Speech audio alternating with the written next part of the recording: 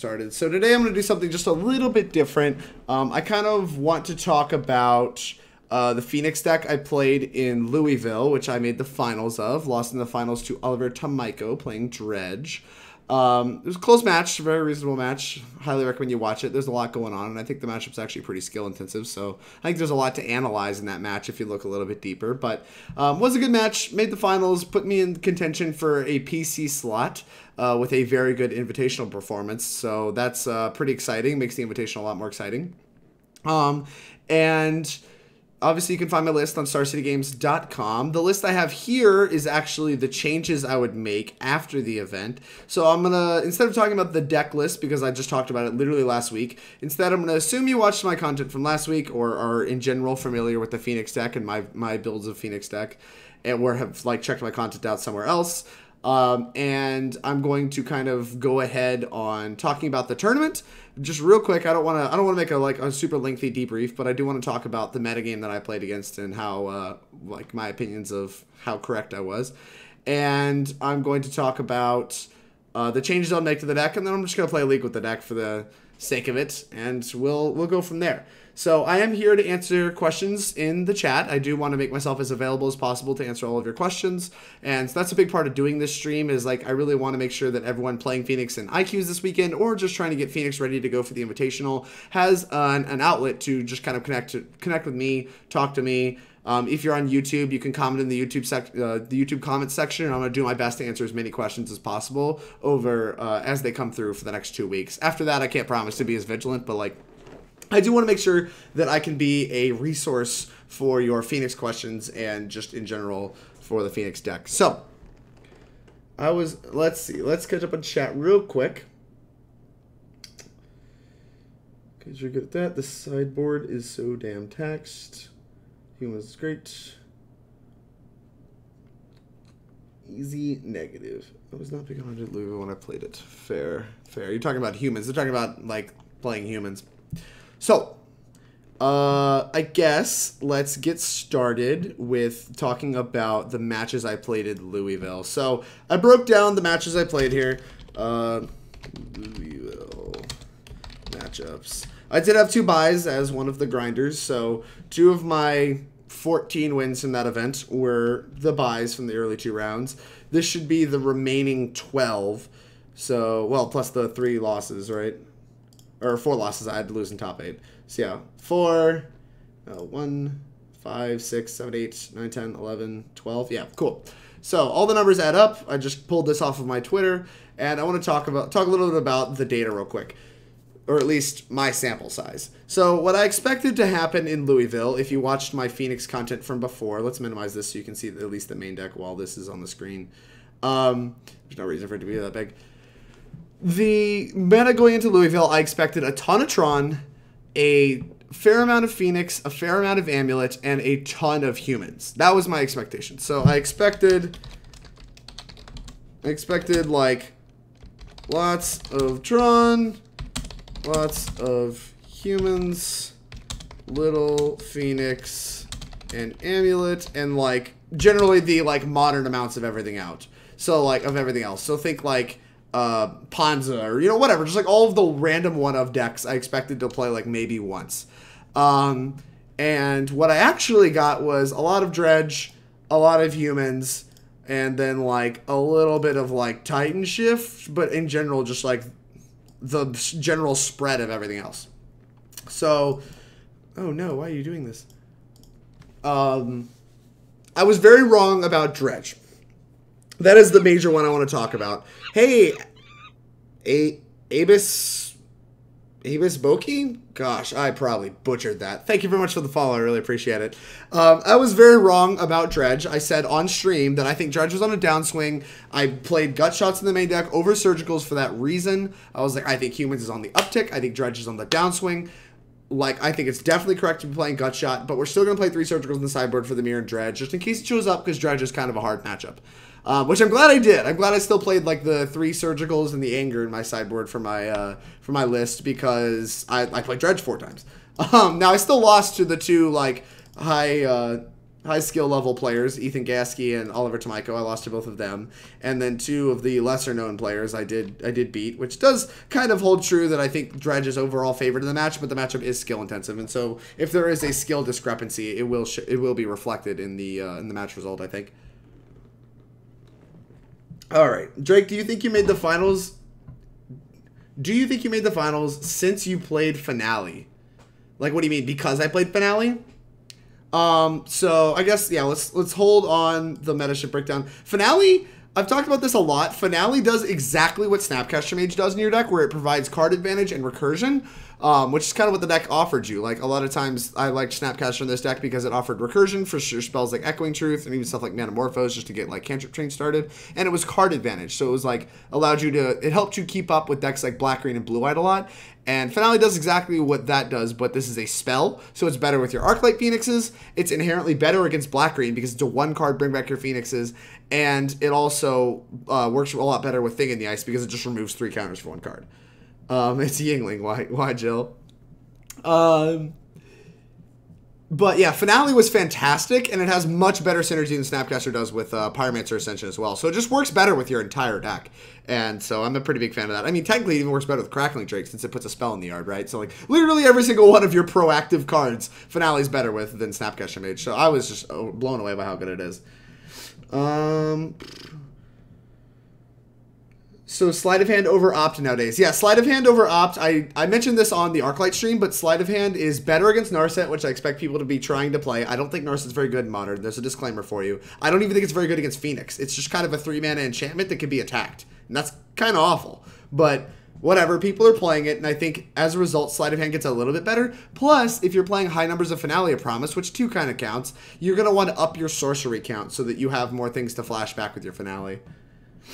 Let's see. Buys are busted, that's true. Oh, I was making a bad finals joke.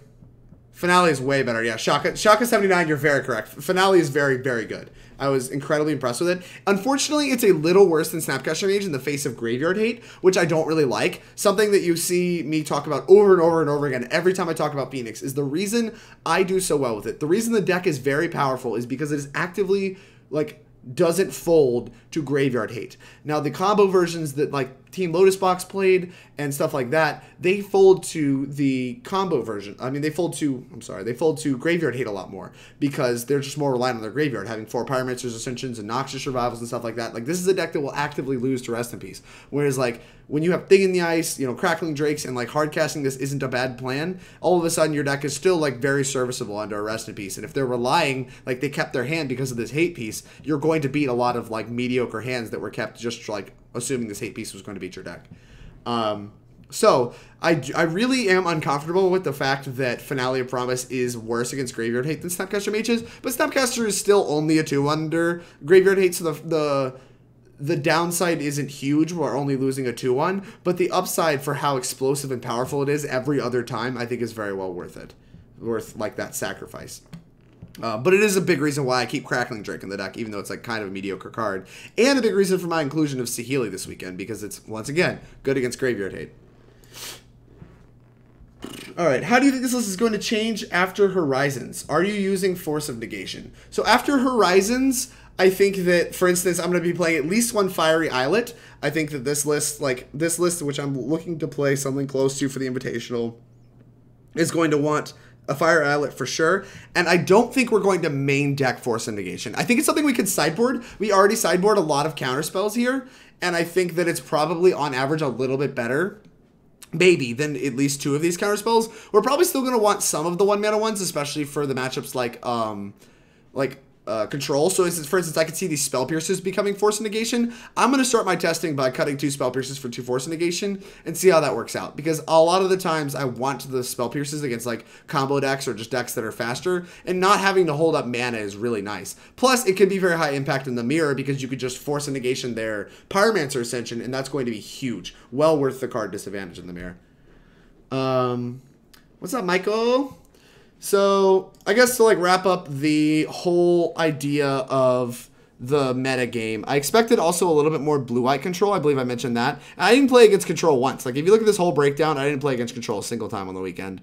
The like modern decks. Like, I kind of consider Eldrazi Taxes like something I'm not really going to prepare for on the average weekend. It's probably a bad matchup. I'm probably not beating it on average, but I'm just going to hope to dodge.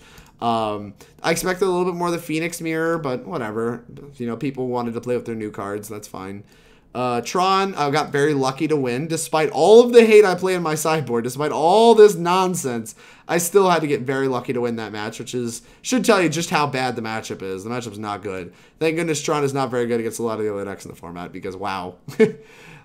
Dredge is a hard matchup, but I think it's a little bit, I don't know, I think it's very skill intensive. More so than I originally thought. And like when I first picked up Phoenix and was just like, this Dredge matchup's atrocious. But I think that we are still unfavored there.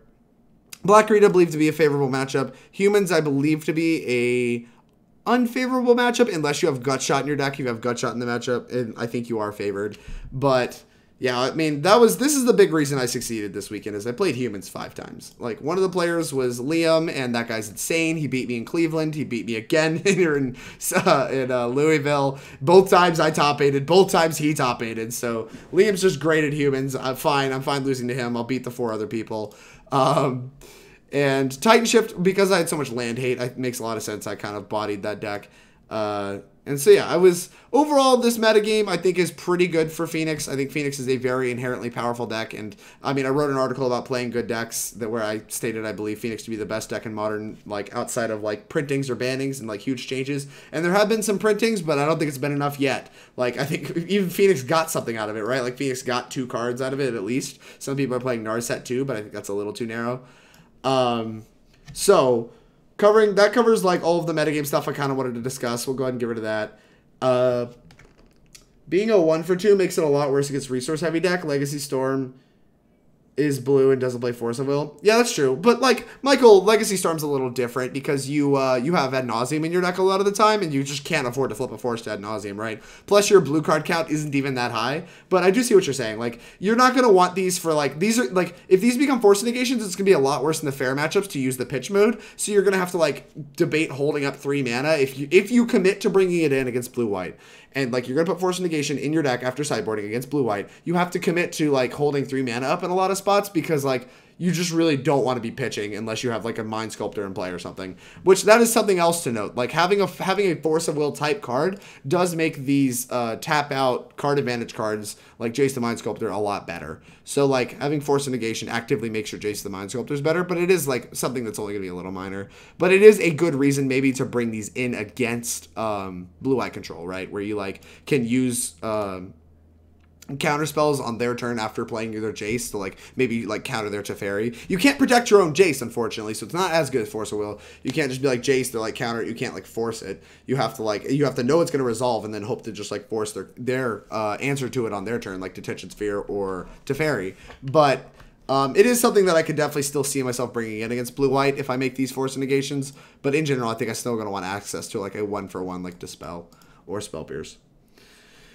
Alright, now talking about, after discussing all that, you can find my list on StarCityGames.com. I got second at the SCG Louisville Open. Just find the SCG Louisville Modern Open under the Modern tab. You can click on my deck list. And you can look at what I played at the tournament. The changes that I made. This deck is what I'm probably going to play through a league, and this is like the changes that I'm looking to make for the Invitational, is I put the Surgicals back in the main deck. I think that if Dredge is going to see a comeback, and Phoenix is going to see a comeback because those decks just performed very well this weekend, then putting Surgical back in your main deck is a good idea. I don't think Humans performed as well as maybe it should have given how many copies were in the tournament, so I think Humans will maybe start edging back a little bit after winning. Like, it won the Mythic Championship. It showed out in high force in Louisville. I expect it to still be popular at the Invitational, but maybe start, like, cutting back a little bit. So I think we can cut gut shots from our main deck, play Surgical Extractions, and try to help out the Humans matchup a little bit more in the sideboard, because we're freeing up sideboard slots. To that end, so that is the only change I made in the main deck, was I put Surgicals back in for gut shots. And the sideboard is the exact same still, except there are 2 Surgicals that were in the sideboard previously. I still have 3 total of my 75. I don't know why I held this up. 3 total. I put another Flame Slash in my sideboard, and I put another Anger in my sideboard. Now, the reason for this is that Anger still splurges into Dredge hate, right? So, like, I actually picked up a card for Dredge, which is nice, while it's still being a high-impact card against humans. So, that is something that is really attractive. Kind of being able to get double duty out of this sideboard slot is really nice. Especially because, like I said, it puts me net up a card against Dredge, which is something I would want to have going further into the Invitationals. I want another card against Dredge. Not that I expect it to be more popular. I kind of expect it to be a little less popular than it was in Louisville. But I do, if I play against it, I'm going to want access to this many cards because I think the matchup is actively unfavored against the good players. And there's going to be a higher concentration of very good players in the Invitational. What you got? Flap? Thanks for sharing, Artificial. Where was I? Oh yeah, the Flame Slash. The Flame Slash is another 1-mana removal spell against humans, which are very important because like you need to be able to like efficiently answer Thalia. So like playing 2 mana to answer Thalia still trades even on mana, and that's really nice. While Flame Slash is also a card for the mirror. So I think the mirror is going to pick up a little bit, and Flame Slash is very good in the mirror. Being able to like not be card disadvantaged like Lightning Axe while still answering Thing in the Ice is really, really nice. So having access to another Flame Slash, I think, is really important for the mirror. So once again, being able to get a card for humans while having it splash over to another top-tier relevant matchup in the mirror, I think is important. And you'll notice that's a theme among the 2 cards I just added, is like they're both good cards against humans that splash into another, like, you know, high-powered top-tier deck that, you know, is maybe not a favorable matchup for us. So that's those are the changes I made. I think that cutting gut shots for these higher impact sideboard cards against humans is going to still make our main deck game a lot worse, but I think it'll make our sideboard games a lot better. And it's going to make our main deck games against the mirror and Dredge a little bit better. So those small changes are what I would make right now if I were to play a tournament, which is why you're going to see me make these changes and go play in a league. I think other things worth discussing is like whether or not, given how badly Tron performed, do I need this many moon effects? That's something I'm going to be looking for, is like if I play against like Tron and stuff like that, like is this overkill? Because the Tron matchup felt awful, but like I was just bodying Titan Shift and like even felt very favored against Amulet with this access to this many moons. So I don't really know. And last but not least, Saheeli is another card on the chopping block because of black-green and blue-white. I think it's very effective against both of those, but I think that makes the card too narrow. Like, it's only for black-green decks and blue-white effects, like blue-white decks. I don't want it against humans. I don't want it against, I don't know, anything trying to attack on the ground. I'm just not a big fan. But I kind of had it in there just in case there's other random Rest in Peace decks that I'm going to want it against, but I haven't really seen that weird condition come up. So this card's kind of on the chopping block, and I'm considering cutting down probably an Alpine Moon because the Blood Moons are very good. So I guess these 2 cards are technically on the chopping block. So yeah, if nobody has any further questions, I'm going to jump into some games, just play some games real quick, try to like give you a little bit more Phoenix content before I just like move on and start goofing around. But once again, if you have any questions during this entire process, feel free to ask. Dredge was 25% of the top 32 in Magic Online MCQ. Good God, that's insane. Am I interrupting your YouTube video? Have you already talked about Alpine Moon? What do you want to know about Alpine Moon, Artificial? Because, like, I was actually pretty impressed with Alpine Moon over the weekend. It was very good. Like, it was good for me. I just don't know if I need this many moon effects. Like, is this overkill in my sideboard? I don't actually know. Alright. I'm going to jump into some games. Once again, if you have any questions, please, please, please don't hesitate to ask. I'm doing this for you guys. I want you guys to feel like that I am available and a resource for you for Phoenix content, because I've talked a lot about like Titan Shifted Humans and other decks I'm known for, but I haven't really sat down and been like, hey, like I'm open and available for Phoenix feedback. So we're just gonna play some friendlies. This is a laid back stream. We're not competitive like last week. IDK, what is it good against? Oh wait, never mind. I'm a lot more with it. Alpine Moon? Yeah, Alpine Moon's good against, like, I mean, all the land strategies. It seems pretty heavy-handed, right? All right, would you like to play first? Why is my chat like this? This, like, is so bad. Move. Oh, gosh. I don't even look at Moto Chat. Would you like to play first? Would love to play first. This is why Phoenix is so broken. Just look at this hand. Look at this hand. We have multiple proactive 2-drops. We got like 2 cantrips to even out the draws, and we already got an Arclight Phoenix for when we find a Faithless Looting. Just like, it's just great. It's just good, clean living. Oh, yeah. No, like, Jerry on coverage was actually like kind of making fun of Alpine Moon in the matchup. He's like, I don't like it. I mean, he wasn't like actively making fun of it, but he was basically saying like, I don't want it. And I was like, well, I don't really understand that. Like, I obviously brought it in. It won me game 2 on its own. I don't want the extra Ascension. I do want this Thought Scour, I think. Go. And, yeah, he was like, yeah, I don't think Alpine Moon is, like, something you want in this matchup. And then, like, I literally used it in the game against Dilks to just Stone Rain him twice. Like, I just named Boros Garrison, and that kept him off of, like, playing a Titan. And then I played, oh, this looks like the mirror, so we're going to slam a Pyromancer Ascension instead of a thing in the ice. Boop. Blue. Red. Here's a Pyromancer Ascension. Yeah, this is the mirror, I think. If it's Storm, then I feel a little stupid, because Thing in the Ice is a little better against Storm, but I'm going to assume on average that this is the mirror. Oi, Punk's not dead. Thank you very much for the follow. I really appreciate it. Tapland, eh?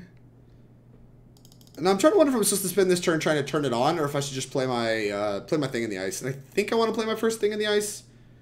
Turning it on isn't something I'm super attracted to. Maybe a Sleight of Hand for a land and try to turn it on. I think I'm gonna Sleight of Hand and make a decision afterwards.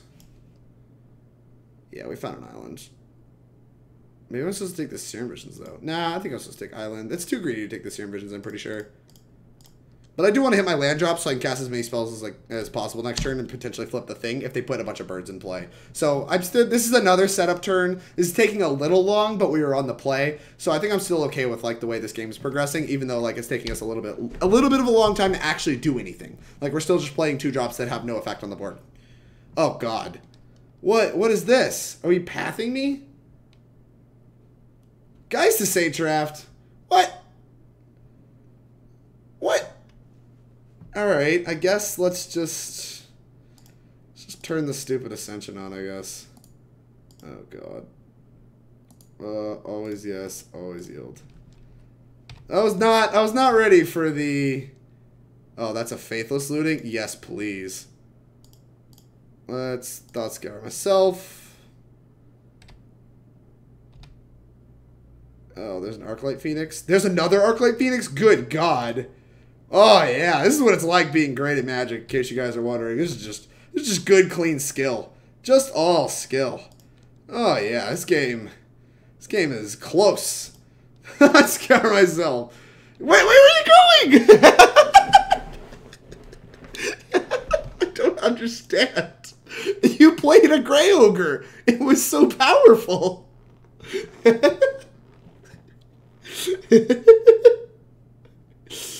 Oh, I'm just like talking and just casually turn 4ing my opponent. Oh, this is so good. Where are you going? I don't understand. Why did you leave me?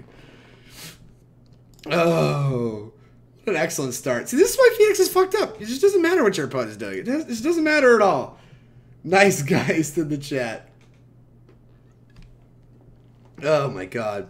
Yeah, Deseki's guy. By the way, Deseki's guy. Yingling's the way to go. Sponsor me, Yingling.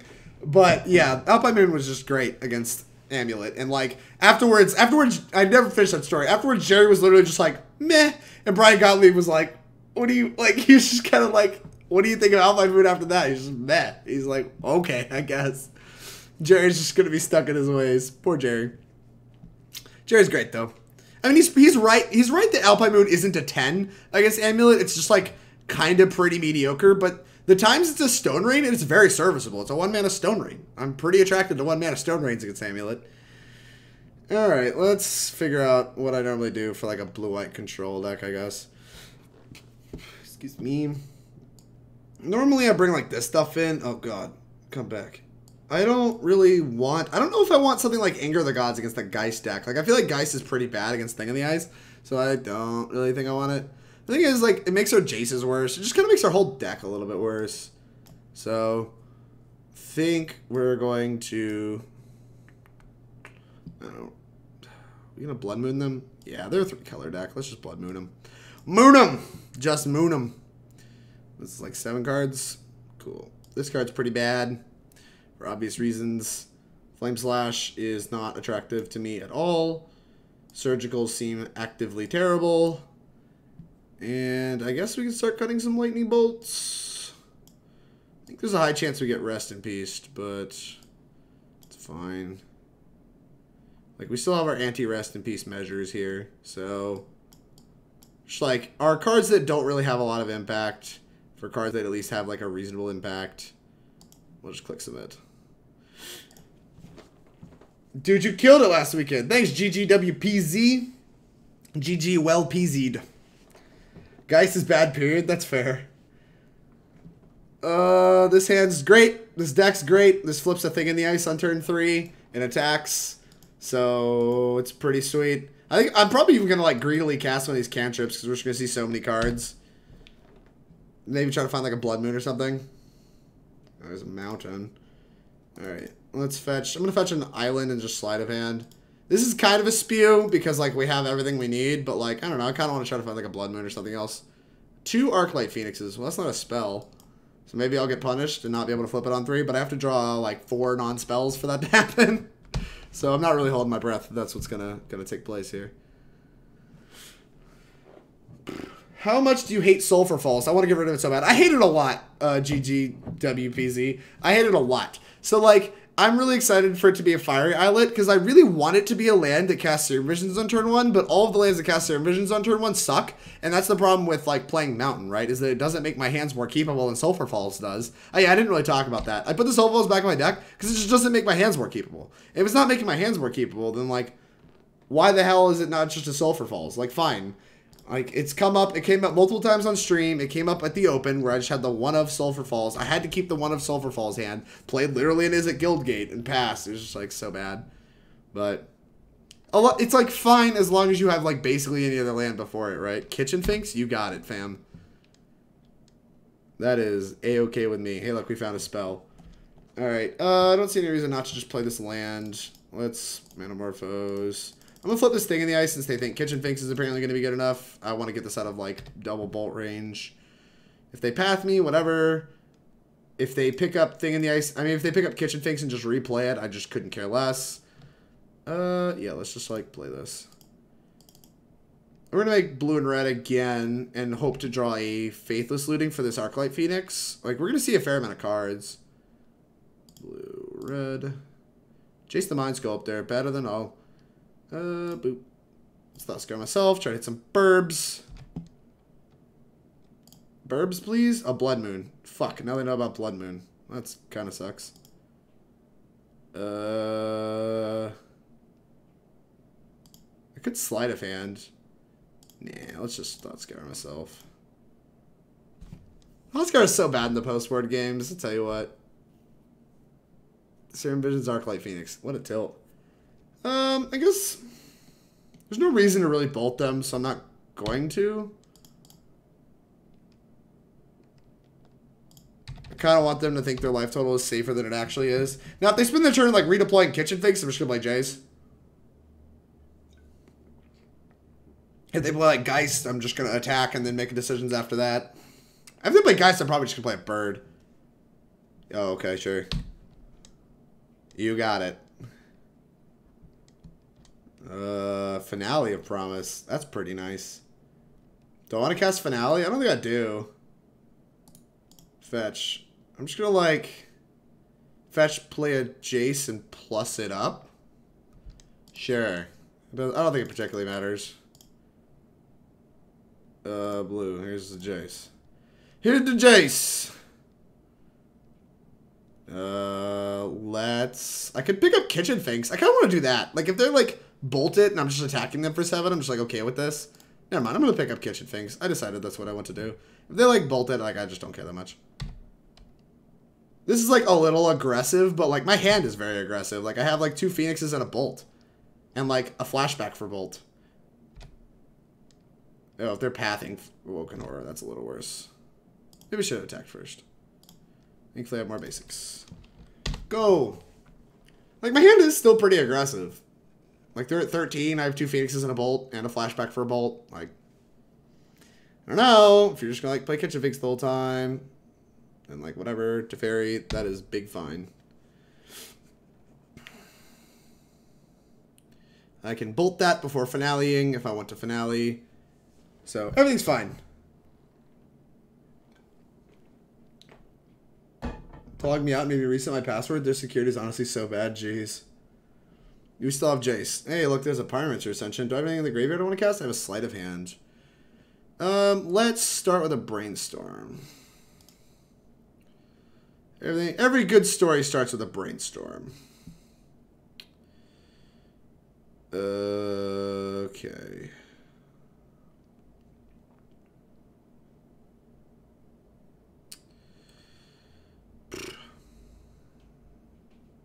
Trying to figure out how like slow I want to play this. So like I could play Ascension, play Thing in the Ice, and then Bolt to Fairy. It's not awful. I think that's what I'm gonna do. Just put like some birds on top of my deck. In case I like Thought Scour eventually. Alright, yeah, let's play Ascension. Play Ascension.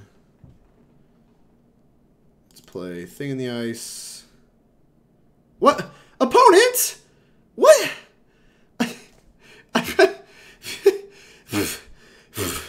I don't understand. I was drawing cards and sequencing stuff and playing Magic and wait.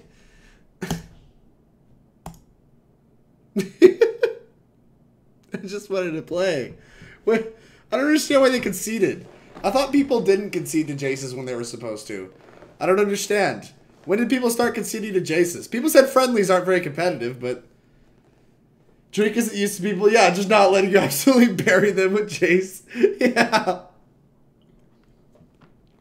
I was like ready to like strap in and just like legitimately just Jace them out of that game.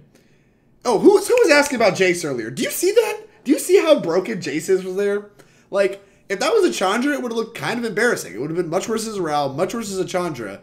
But Jace is just great. Jace is like the best thing you can do with 4 mana that's a Planeswalker. Like, just play Jace the Mind Sculptor. I've had multiple people ask me if I wish my Jace was a Chandra. And like, no. I actively prefer the Jace to the Chandra every single time. It is so, so good. Sell you on Jace? If that game didn't sell you on Jace, I don't know that I actually can. I just don't know that I just don't know that I can. It's like better in the mirror. It's better against these mopey like random decks. This is a snap keep. And like it's just better. It's better in every way. Opponent's mulled to 5. What that means we're about to get neoformed. Tron! Lame. Alright, we're probably pretty dead. I predict maximum deadness. Let's play a Polluted Delta.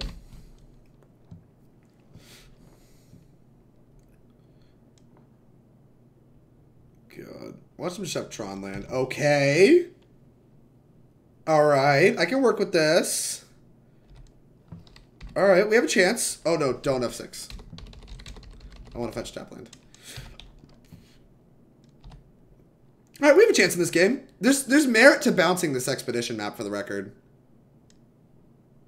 I'm actually going to seriously think about it next turn, because I don't think we can flip Thing in the Ice faster, right?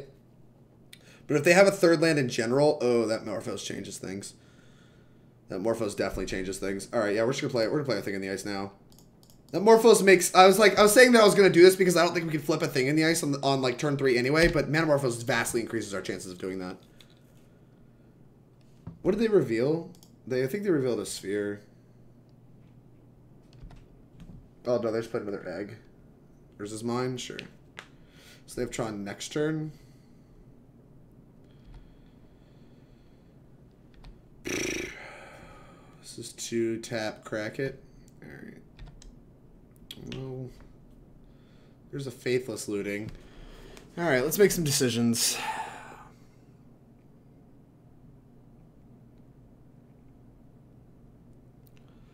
Like, I don't think we're killing them with one Thing in the Ice, and that just makes us more susceptible to Karn. So I'm actually just going to play this and play another Thing in the Ice. And then I'm going to cast nothing and bolt them instep. If they don't kill my Thing in the Ice, I'm gonna bolt them instep. If they do kill a Thing in the Ice, I'm just probably gonna bolt the Karn. If they play Ugin, I'm gonna hate myself and probably concede the game. Although they could play O-Stone too. This just plays into a lot of things. Yeah, this might have been kind of bad. Oh, it's just an Ulamog. Puke. What are you doing? Alright, yeah. I'll probably take my next turn to see if we can hit like a bunch of Phoenixes, and if we can't, I'm just gonna concede.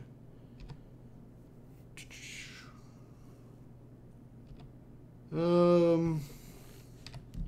we only hit one Phoenix, I want to be able to kill the Ugin. I'm gonna hope they actually have nothing else at this point. Alright, let's make a blue and a red. Blue, red. Let's find some Phoenixes. Serum Visions. That'll help. Serum Visions. Looking for Phoenixes.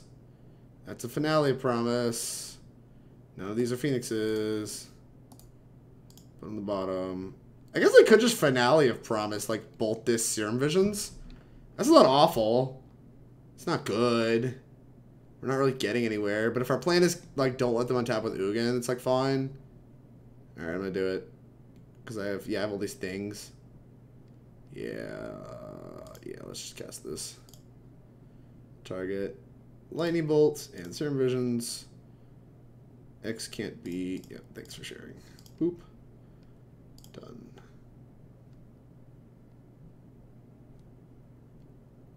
Alright. This is like kind of just a value finale. We dead? Yeah, we're very likely dead. I mean, they could just have nothing. Like, we need their deck to, like, not have any more payoff to win the game. Even if it's just a Wormcoil, we have an Echoing Truth. My opponent is thinking. Why are you in the tank about this?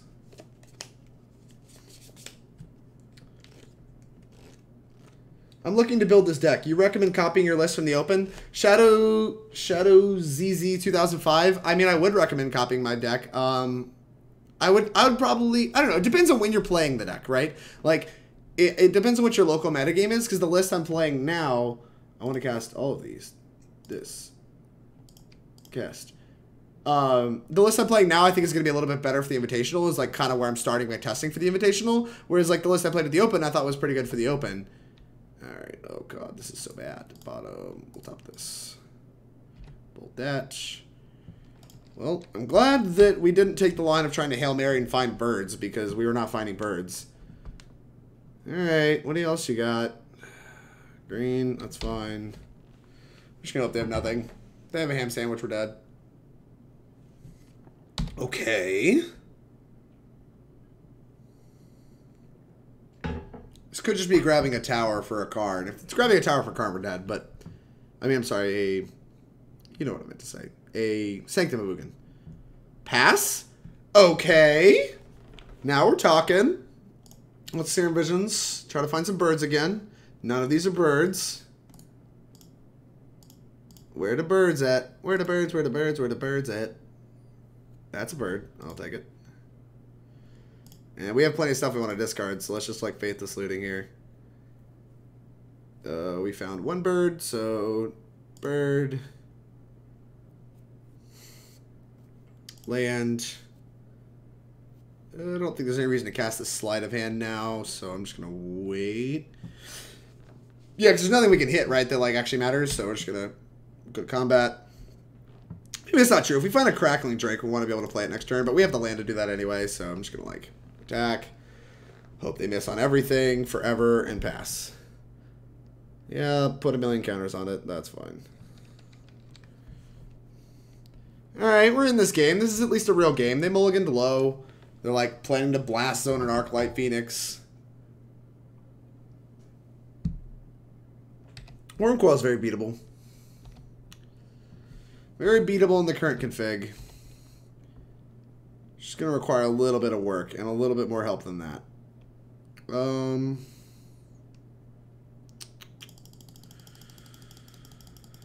So if we Sleight of Hand, Flashback, Looting, that's not enough mana to also Echoing Truth. So let's Sleight of Hand and see if we can find a thing in the ice. Finale of Promise. That lets me bounce it again, which is kind of nice.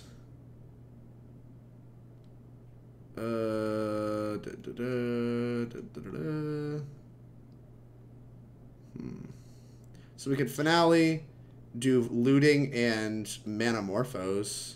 No, that's kind of bad. I really don't want to burn it.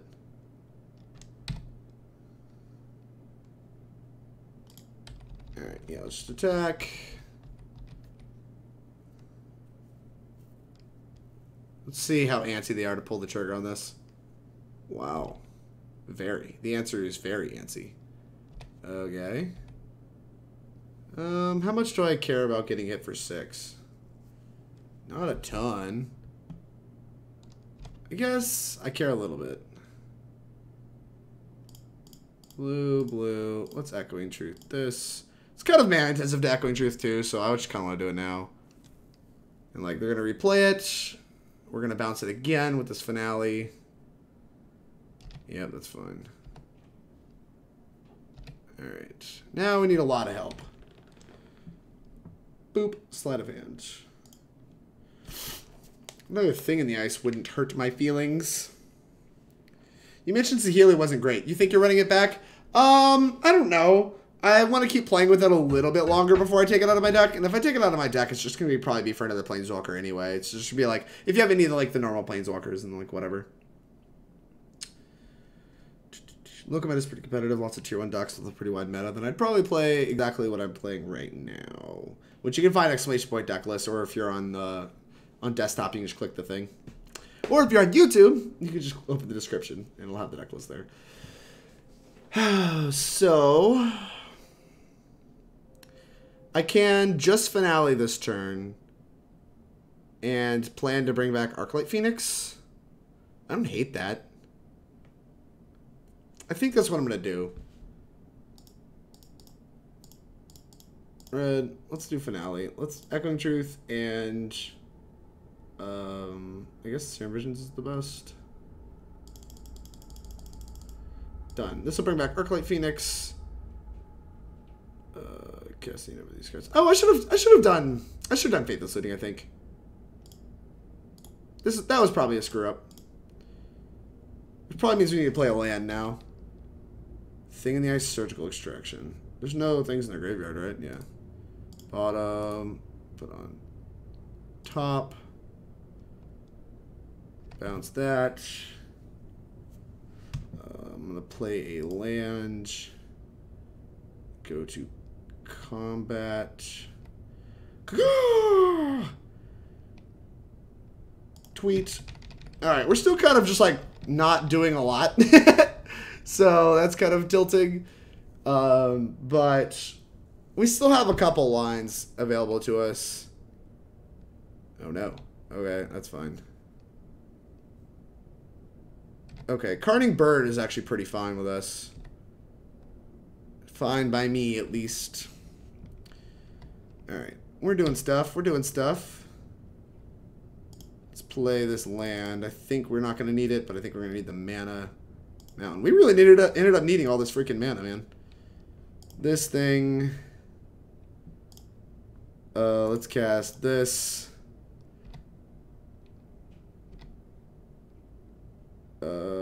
Douche. Faithless Looting? Jeez. Put this in hand. Let's Faithless Looting. Always yield. Lightning bolts, huh? So we can bolt there, bolt there. That doesn't really accomplish a lot.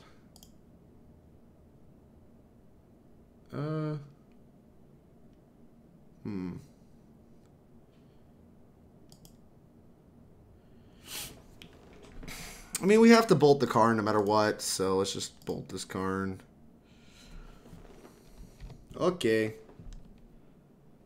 Don't really know what my plan is for this Worm Coil engine. I don't really have a great one at this point in time. I've bounced it basically as many times as I think I can. Am I supposed to just like take this 6? I think I am, because we're hitting them for 7, which is more. So just like say okay. They go back to 20, and we have to hope to like cobble something together. All right, we're pretty dead now, I think, but there's a chance. There's always a chance. I don't know what it looks like, but it's got to look pretty good.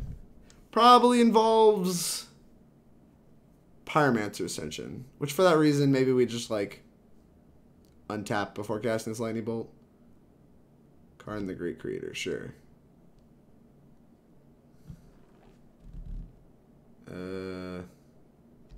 Okay. Incentivize them to take Lattice. Mycosynth Lattice. Nice. Bolt. Karn. Alright, there you go. There's stuff. Bolt your Karn. You cast this Lattice. They still have plenty of mana to replay the thing. So you went +1 Flame Slash, +1 Anger, -2 Surgical. Well, the Surgical's in the main deck now. Oh, man. I dislike what this has done. Lightning Bolt, Lightning Bolt. Jesus, man. I have 27 cards left in my library. Ascension, Manamorphose. There's a Morphose in the yard, right? Yeah, there is. Okay.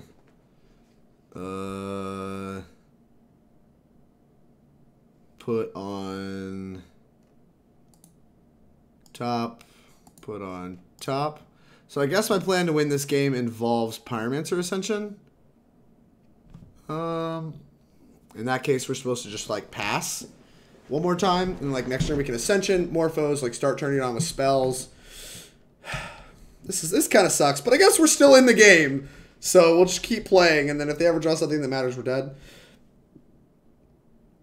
They need to like draw a lot of lands though. Okay.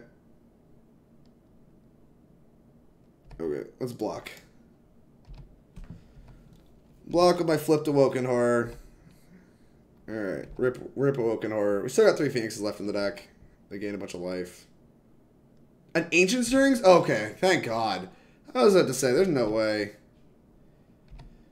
Alright, let's play an Ascension.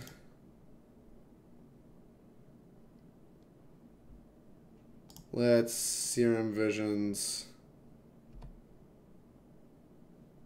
Yes, I would like to use its ability. Playing with all these colorless cards looks really stupid. Morphose. Let's bottom the other Ascension. Let's definitely top this Morphose. Blue-red Morphose. Always yes, always yield. Let's make blue-red. Cast another Morphose. I don't care. Always yes, always yield. There's 23 cards left in our deck, so we're going to have to be careful not to deck ourselves here. Red. Steam Vents. Thanks for sharing. Alright, let's cast this to a flashback using all of the red. Let's find some birds. We need some bird help. I know these are birds, but I guess we could just discard both of these things. Yeah, that's fine. 19 cards left in the deck. Surgical Extraction doesn't really do anything. Red,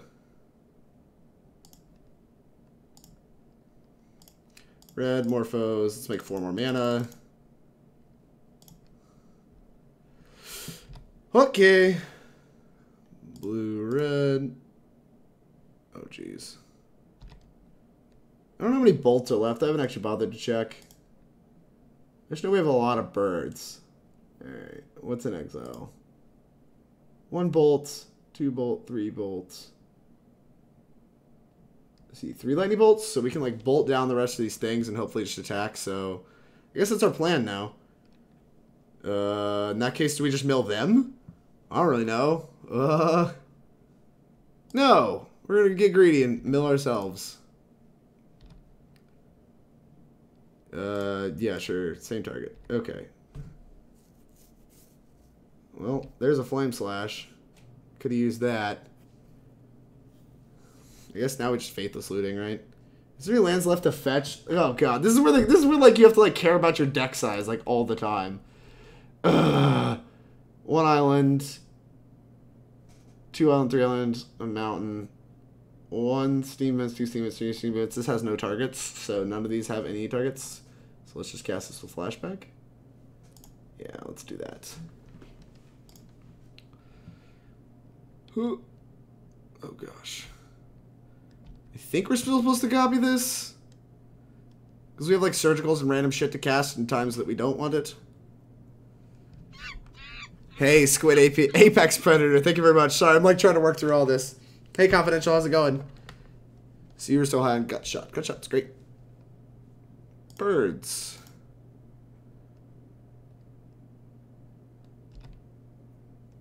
Two more cards coming. Crackling Drake's the money. I think Crackling Drake's the money. Alright. Alright, go to combat. Bring back hella birds. So now we have blockers. And we just like pass the turn. If they have another blast zone, I think I'm okay with that. Like, they're just going to blast zone it out of the way. Sanctum Ugin, that's fine. They're hoping to draw. They're hoping to spike. Oh, Sanctum's fine. What did they draw? This game's been wild, man. This game's been real wild. Oh, they have a spell. This is bad. Oh, they have a big spell. Ugin? Yeah, I think we just lose to that, right? Because they can just grab another Ugin. I mean, Ulamog. That's fine. We can't, like, surgical anything, right? I guess we could. Could have just surgical both Worm Coil and something else. This font's colorless creatures, right? Alright, let's surgical Worm Coil engine. This is also kind of a concession, surgical. That sucks. They were bound to top decks eventually. Yeah, they have ballistas. Alright, this game's over. Let's see, do they have anything else weird going on? They have 3 new cards, 4 old cards, 2 relics.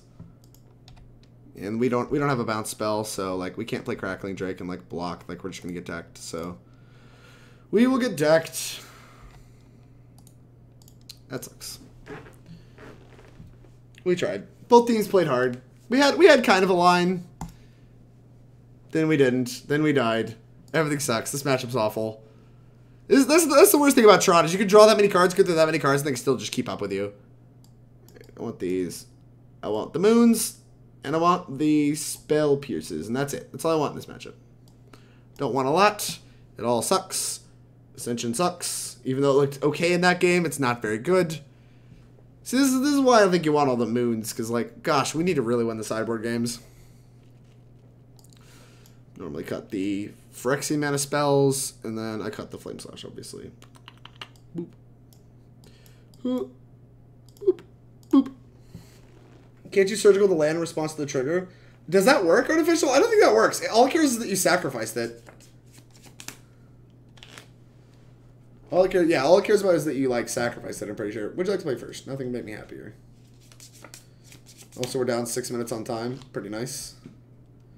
This has good lands for the moons. We have, like, multiple shots at finding the moon effects. So, right now, what this hand does... This hand doesn't appear to do a lot because it doesn't do a lot proactively. What this hand does is it has a lot of looks at the moon effects.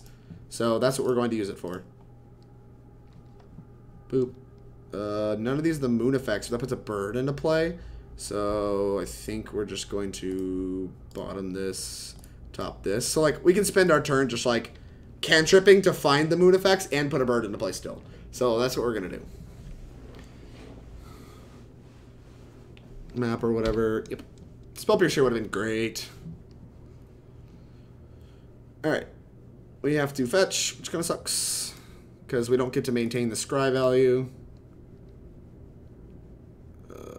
Sure, we'll shock. I don't think our life total is going to matter. If it does, then I'm an idiot. Manamorphose. Alright. Blue, red. Let's find some moon effects. Moon effect, please. Anything with the word moon on it. That has the word moon on it. I'll take it. This has the word Faithless Looting on it. Bird. Looting. Combat. Bird. Hiya. Go. Alright, so now we have a turn 2 bird that also like we have a moon backup, so like we have like a plenty fine clock. Okay. Another bird, eh? Combat. deck. Yeah. No blocks. A. Alright. Now this is about the way you draw it up from this side. They're gonna go grab a forest, which is fine. Like, they're not searching up. What, they search up the mine anyway? Do they just have the forest? What the heck? Scum! Okay, they don't have the forest. They just have a sphere. Plus, do they have the Nature's Claim too? Gosh, that'd be so good. Hopefully they don't. Sure, we'll put this into play. And then we'll cast Faithless Looting.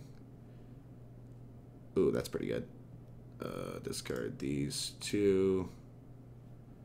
Let's Thought Scour myself. Yeah, let's Thought Scour myself again.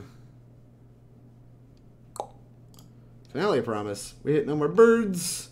So we only have one bird. And we have a bolt combat. This does kill in 2 turns though. Yeah. Like we bolt on instep and then we get to untap bolt again, so we have the remaining damage we're looking for, provided they don't answer both birds. Like, if they, for instance, if they, like, instep, blow up for Nature's Claim, okay, they instep Nature's Claim, untap, and answer only one bird, then we're in great shape. Like, if they Karn exile a bird, then we're okay. If they Ugin, we're not okay. Okay, well, that's a good sign, because now the scariest thing they can play is Karn, and we have lethal for that. Chromatic Star is not a payoff. You got it. DREC81. What's up, Squid? So did you switch back to Surgical main deck because of the Rise of Dredge? Yeah, and because I think the mirror is going to be more popular. I think the Phoenix mirror is just going to be pretty popular.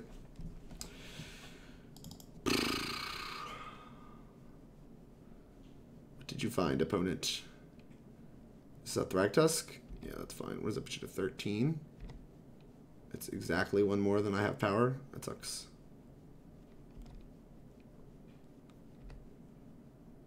I think I'm still going to bolt them in case we pick up another lightning bolt. Gutshot would be so nice in this deck. Oh my gosh. So I think we're going to flashback lightning bolt and Faithless Looting.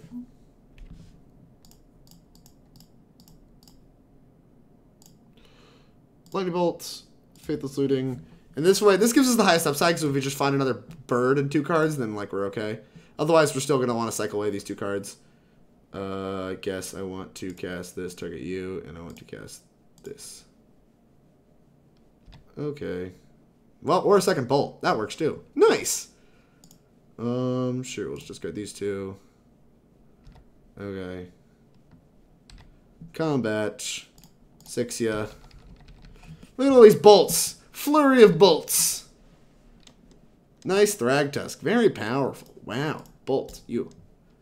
Good game. We both played hard. It's sad that, like, look how resilient Tron is. Like, the fact they literally beat turn 2 bird, turn 3 moon is just like they almost beat that is, like, really, really frustrating. Nothing I want to change. Spell Pierce is a lot worse on the draw, but, like, none of these cards seem like upgrades to me. We're not doing the, like, mill them with Thought Scour plan to surgical them. Like, that's not good. And Echoing Truth is really, really mopey. So, we're just going to run it back. Keep Mountain instead of Sulfur Falls. No wonder you think the card sucks. You think it's worse than Mountain. I don't know, man. I'm just like, I think it's like truly the most elegant. Like, there's something to be said for just Mountain bolt you. Big fan of Mountain bolt you. In every format. Every format Mountain bolt you. Although, in general, if I'm doing it in Modern, I generally want it to be like a Valakut that's doing the bolting, rather than like an actual Lightning Bolt, but it's still fine.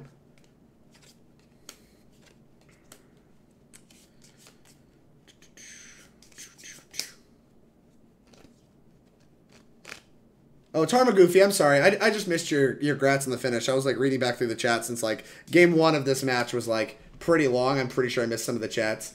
Chat saying stuff. But I just now saw that. Thank you very much for the congrats. I appreciate it. My opponent is just like overhauling their sideboard plan. They're like, oh no, I wasn't expecting the moons after I had Nature's Claim in my deck. Like, what are you doing, opponent? Scum! Scum! Just true scum. Dude, Phoenix is so good. I don't get... Okay, so can someone explain to me the, like, community hate for the Phoenix deck? I think it is honestly one of the most thought-provoking and, like... I don't know, just like, wow, terrible, just terrible decks I've ever seen. Look at this hand. This hand with like any land is great. Like, it's just like, it's very neat. It's doing something unique. When the deck was first coming around, everybody loved it, but like, once it becomes like a viable tiered option, people just don't like it anymore. I don't really understand that logic. Find a land. I think I'm looking for a land. This hand cantrips, still puts a guy into play in turn 2. Yeah, that's a land. That counts. This hand's too slow on the draw though, I think. Because this to me looks like, wait. They have to play something on turn 1 unless they have just natural Tron, right? I'm in danger. Nothing I want to do on turn 1, I don't think, so we're just going to pass. Turn 2, we're going to go looking for some moon effects. Oh wow, they just have it? They just have Tron? Oh, I guess they have 3 other cards, but whatever.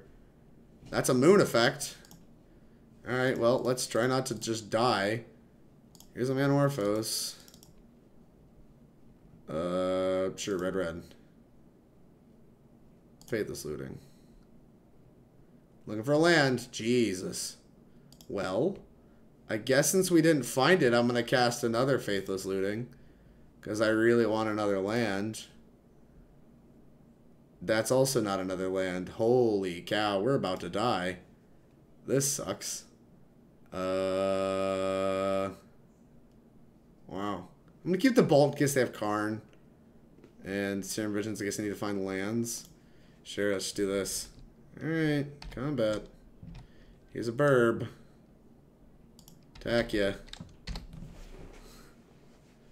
Hot rip it. We did not hot rip it. We're gonna have to hot rip it. That's our only other option. I just looked at 5 more cards. Yes! Hot rip it, baby. What you got? Fucking A, dude. Oh my god. Let's Sleight of Hand, I guess. Wow. I have a Spell Pierce. Is that good enough? Good god. Spell Pierce. Serum Visions. Oh my god. On time. Bottom. Top the Phoenix, I guess. Play this so we can hold up Spell Pierce. Oh man. This has been rough. It's been rough for the home team over here. Expedition map. That's fine. Yep. Map is good. Power plant's fine. Maybe I wanted the land too. Maybe Arclight Phoenix wasn't what the doctor ordered. Let's just attack. Yeah. We're gonna need this Blood Moon to pull its weight. Alright, Moon, do your stuff. Go. Watch, just egg Nature's Claim again. There's egg, and here comes Nature's Claim. Just like full vomit. Yep, they're going to hold it up. Alright. Finale Promise. That puts another bird into play. Is there a bolt in the yard? There's not. So, what are my options with this? I have no instants? Yeah, because I don't have a land. God, this sucks. So, like, I can only cast Faithless Looting? Good deck building. Good deck building. Well, I guess I can play Thing in the Ice, and then, like, maybe if they don't have Ulamog or whatever. It just doesn't seem very good. Like, if they crack this for green, we can't Spell Pierce it. Wow, fuck Tron. Tron is so depressing to play against. Yeah, the thing is, I'm not sure if this Pierce is going to be good. I think I'm going to attack, play Thing in the Ice, and pass. Attack.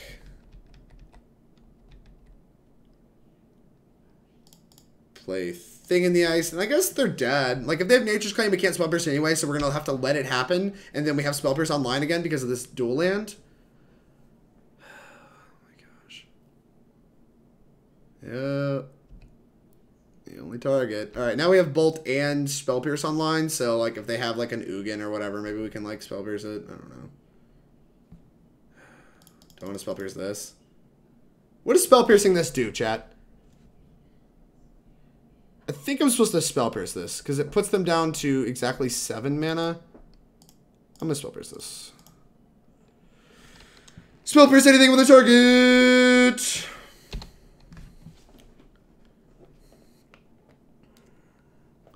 This is like kind of a very corner case situation where spell pierce like actually looks kind of good.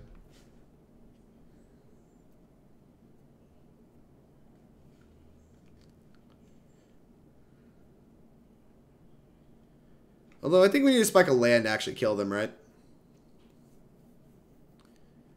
Yeah, that's fine. Just like don't want them to Karn me. Oh no. What is this? Oh, Thraggers? That's fine. We can beat a Thraggers. Another egg. Okay. This next turn's gonna be weird. Oh my god. Oh, you just need to draw a land, Drake. That's all you need to do is just draw the land. I don't understand what the problem is here. We're so bad. I'm so bad. Alright, let's just play this tap land. Combat. Attack.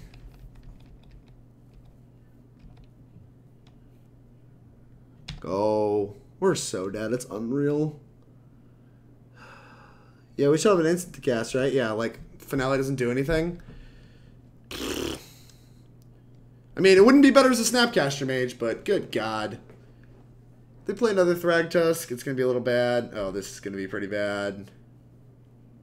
Maybe not. Maybe they just die. There's a chance they just die. Because we get, like, Bolt, Faithless Looting next turn. Wormcoil Engine? Okay.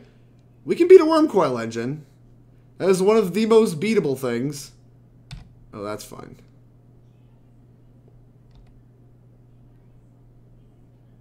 No attacks.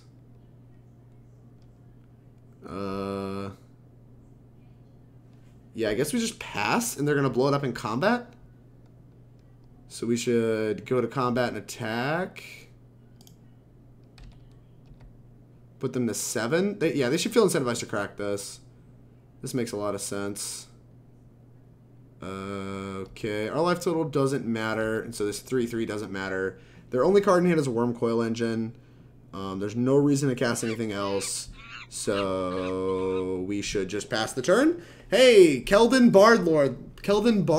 Thank you very much for the follow. I really appreciate it. Porta, could you please just die? Yeah, your mind tap lands on time. No kidding. I think I'm supposed to hold this in case they Karn plus. This is like super narrow because like it's still fine if they like Karn minus on a land, and if they Karn plus I just exile it no matter what. I'm still like having this land have equity. Whereas if I play the land and they Karn plus, they like hitting one of these important spells, because I think I need all of these to win the game.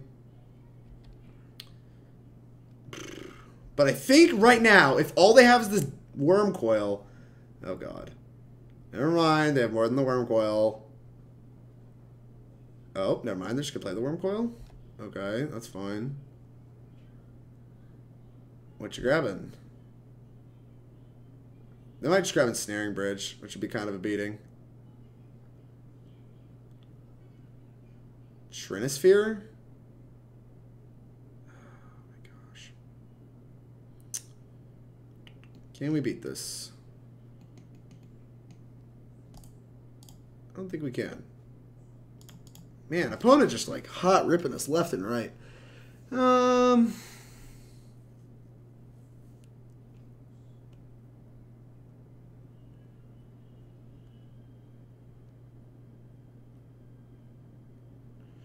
7-4. I don't know what gets us out, but I guess that is fine. Alright. No idea what gets us out. I guess Crackling Drake's a big out, so we should just bolt this. Because Crackling Drake can attack for more than this does. Crackling Drake. This is 9. We can take 2 hits for 9.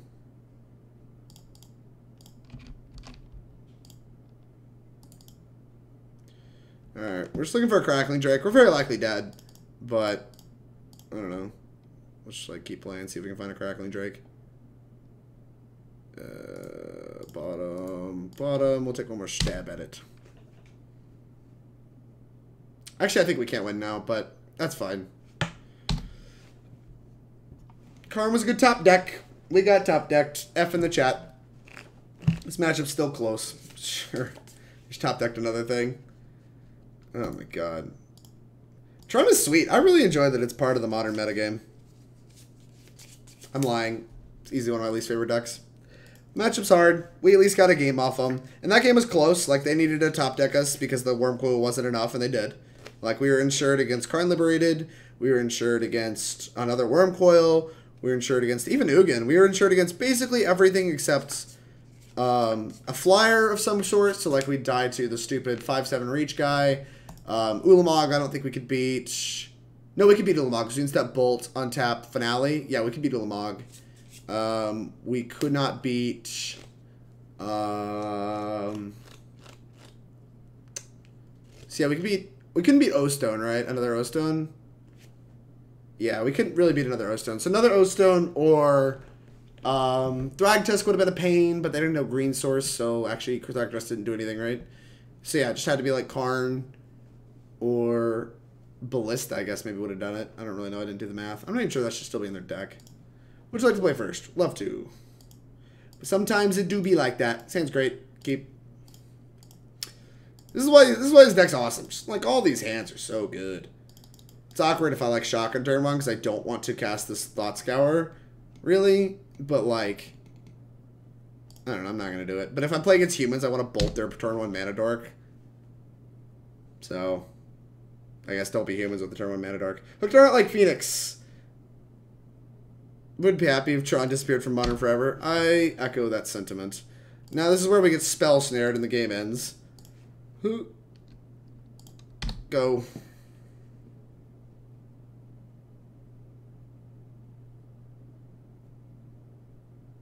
Peek? What? What are you doing? My hand's good. Look, I have good cards.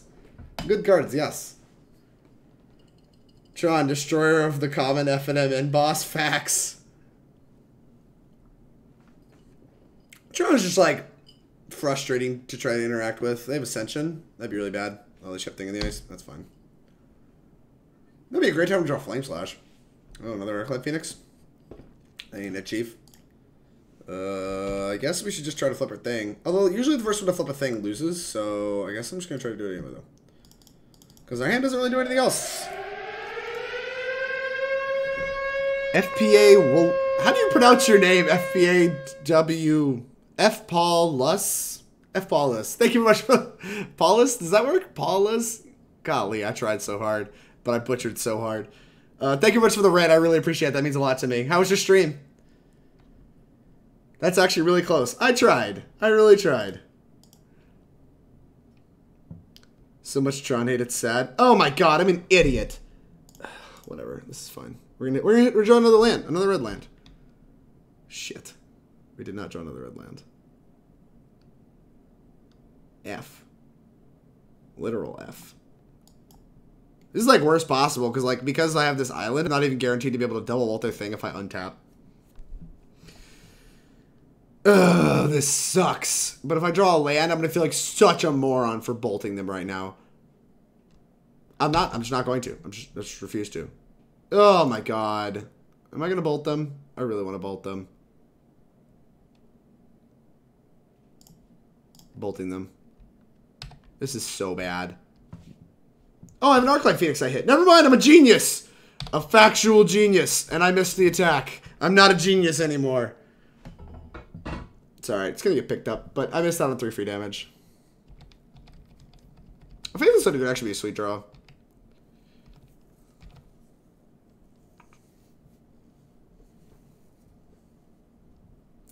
Oh, if I just set a genius and then, like, clicked through my attack.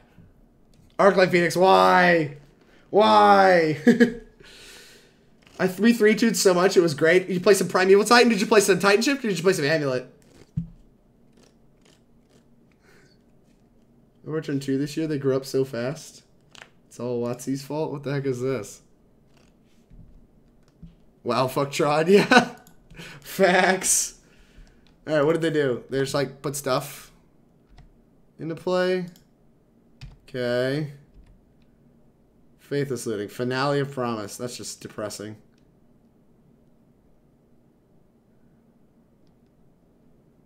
Whatever, I'm just gonna bolt them. Moffat, bolting them.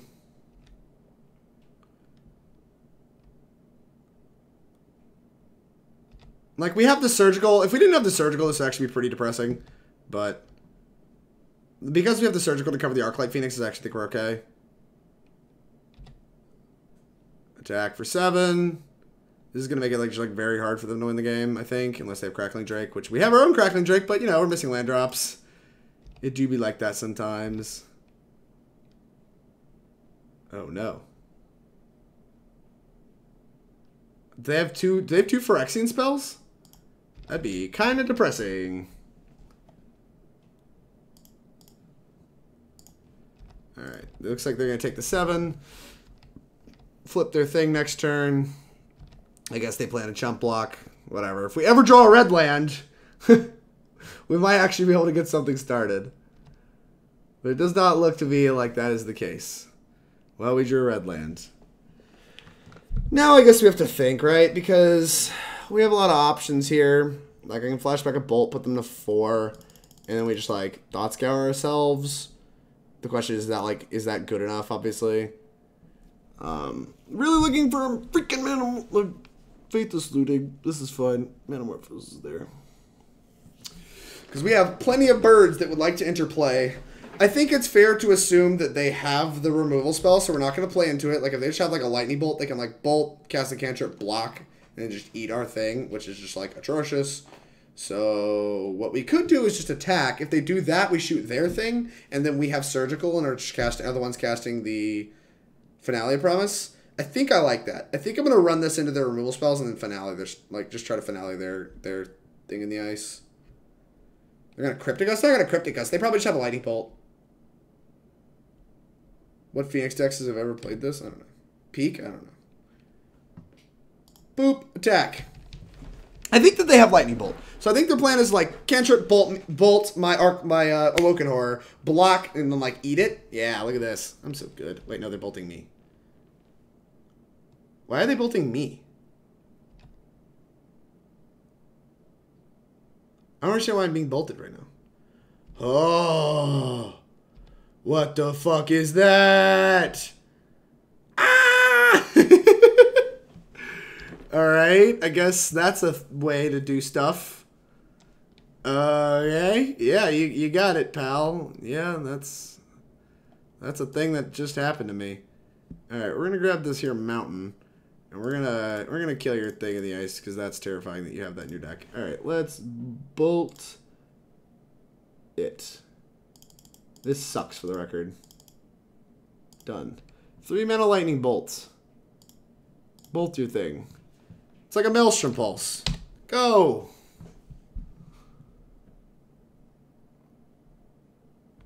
Fuck! Oh no! This is bad. Well, they have actually not that much to work with. And we have a Crackling Drake. Alright. It's pretty good. Pretty good. And we have the Surgical Extraction to pump it line. Now we should have a Thought Scour, so never mind. All the cute has gone away. Okay. If we can mill over a Faithless Looting with this Thought Scour, we don't even have to draw one. We can mill one over. We can put 2 more birds in play, too, which now kills them. I guess they're trying to set up a cantrip chain here. If they have Finale of Promise, it's kind of scary, because they just, like, bolt me and then, like, Team or Battle Rage, and I'm just dead, right? Oh, like, they're not attacking. Okay, that's fine. Okay. Let's make some decisions. What are the chances they can flip this thing in the ice? They feel non-zero. I kind of want to just surgical them first and make decisions after that. I don't even have to, right? I can just like Thought Scour and then attack with Crackling Drake. But if they just have a removal spell for Crackling Drake, then like I don't care. Alright, let's just see what's going on. Let's surgical their lightning bolts. Let's just see what's going on. Because they have double bolt for Crackling Drake, that's fine. We can win this game. If that's all they have. But, oh, the game is ended. They don't want me to see their deck. Oh, no. Oh, no. Surgical's so broken. They conceded to it. Look, chat, somebody get a clip of this. My opponent conceded to Surgical Extraction. It's so broken. It should be in every main deck. Every single one. Dispel seems like it's higher impact in this matchup than other matchups. Flame Slash seems very good. I'm attracted to Beacon Bolt. This still seems fine. Pretty off everything else. I don't know if Surgical is serviceable or not. Screw ads. Do hast. They're blue-red prowess, huh? What does that even mean? What does the blue-red prowess look like? I think it's peaceful.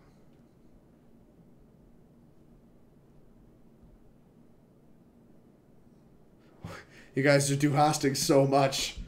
That song is so good though, so I don't blame you. I don't know what to do against blue-red prowess. I don't have any do host going on in my ears, so I can't do host Mitch. Oh. I guess we should board similar to, like, I don't know. Similar to how I'd board against, like, Izzet Phoenix? Sure. I don't know that I want a third Surgical, though. Bolt seems mopey. I'm just gonna cut bolts. See what happens. If I die, I die. It do be like that sometimes. They look to be playing a lot of similar cards to me, so we're gonna probably cut this Echoing Truth, too. Let's try this. This is YOLO boarded entirely. I admit this is not calculated in any way, shape, form, or fashion, but we're gonna try our Kanye best. Why do people insist on overriding your command names?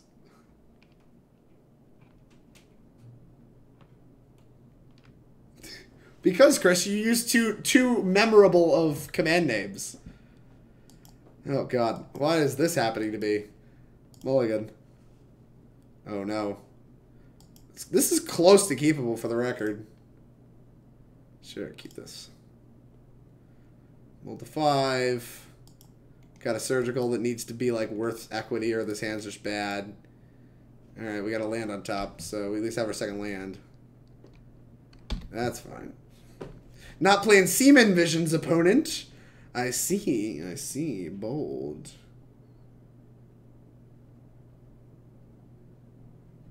Boop. Boop. Bruno Taranti. Thank you very much for the follow. I really appreciate it. Serum Visions. Broken magic card. It's going to have to do a lot of fixing of this hand. Well, that's pretty good. I will put both of these magic cards on top of my library. Go. Our hand went from doing nothing to doing something distinct. Sting in the ice every game. Kiln Fiend. Well, now I feel like a moron for taking my bolts out of my deck. I'm so good at Magic. Alright, I don't think we're going to be attacking into the Kiln Fiend deck. So, that is not the color I need to make with this. But we are going to try to put as many Phoenixes into play as we can this turn. Because this blocks very well. So we're going to be blocking with some Arclight Phoenixes this game. We're kind of on the control route, I suspect. Red, let's grab this. Serum Visions. Try to find another burb. Pyromancer Ascension. I don't think that card really has text. Freelancer QC. Thank you very much for the follow. I really appreciate it. It means a lot. What am I doing here? Is this Thought Scour valuable? I feel like it might be. Is this Ascension valuable? I feel like it might be. The Ascension could be good. I think I'm going to top both of these cards. Yeah, let's just put both these on top. They're not insane, but I suspect they're, like, fine. We're going to discard the Surgical Extraction for sure. Because it just doesn't really have any text. And I think I want this third land. So we're just going to do this. Go to combat. And then we're just going to not attack. And then if they want to double strike through my Phoenix, that's fine. We make them pull the trigger on it earlier. Otherwise, like, whatever. Yeah, that's cool. It's cool, bro. Like, you can make it have a lot of power. I'm cool with that. I'm cool with a lot of power. We will block. I'm getting added so many times. They have Monsters for Spear? Sure. Standard gone straight. Is it with Bolt? Okay, sure. Ban Phoenix cards. What are your thoughts on Lightning Axe? I despise the card. I think the card is, like, actively not very good in our deck at all. I think it's just like always a worse Flame Slash for the most part because there's no 5 toughness creatures I want to kill, and the like I'm never discarding Phoenixes with it. Oh, that's fine. 7. I mean, I'm not blocking to save 2 points. You have a mutagenic too? Oh, sure. Does this kill me yet? That's 20, so I have to block. Oh, never mind. That's just 24, so I'm just very dead. Drain! Choo! They just like killed me on turn 3. This is stupid. I don't like this. Yeah. So I guess I'm dead. I took no damage to my lands, and we just still died on turn 3. Nice! Let's put lightning bolts back in our deck and get surgicals out. Out. Out. Out. Out. Bolt. Bolt. Now, Bolt still kind of sucks because they have mutagenic growth, so Flame Slash is still definitely better. Jace the Mind Sculptor is not better than all, so we're going to put another Bolt in our deck. Crackling Drake's pretty depressing. Maybe we want another Bolt. It doesn't look like they're trying to grave hate me at all, so I don't really think we want Crackling Drake that much. So I'm thinking like Spell Piercer, Echoing Truth. Maybe Echoing Truth's good. I'm not sure. Put Echoing Truth in our deck. We will put Echoing Truth in our deck. Do you not like Spell Pierce in the Phoenix Mirror? I do. Cork, I actually like the Spell Pierce in the Phoenix Mirror a fair bit. Especially because a lot of the Phoenix Mirror comes around to Pyromancer Ascension. So I think that you, yeah, you should just be able to have Spell Pierce up for the turn that they have Pyromancer Ascension. This hand is great. We're going to cast a Sleight of Hand on turn 1 just to start putting spells in our yard for this Beacon Bolt. Boop. Boop. Sleight of Hand. I don't really care about the land that much, so we're going to take this Serum Visions. Hopefully they play land cantrip. We can play our Thing in the Ice. Ooh, look at this beautiful mana, too. Gorgeous. Just gorgeous, darling. Gorgeous mana. This is gorgeous. Opt resolves. Now, I get kind of punished here if the line that my opponent takes is play Kiln Fiend, they have a turn 3 kill, and I don't find, like, a Lightning Bolt or some way to, like, you know, block or whatever to beat that. Because...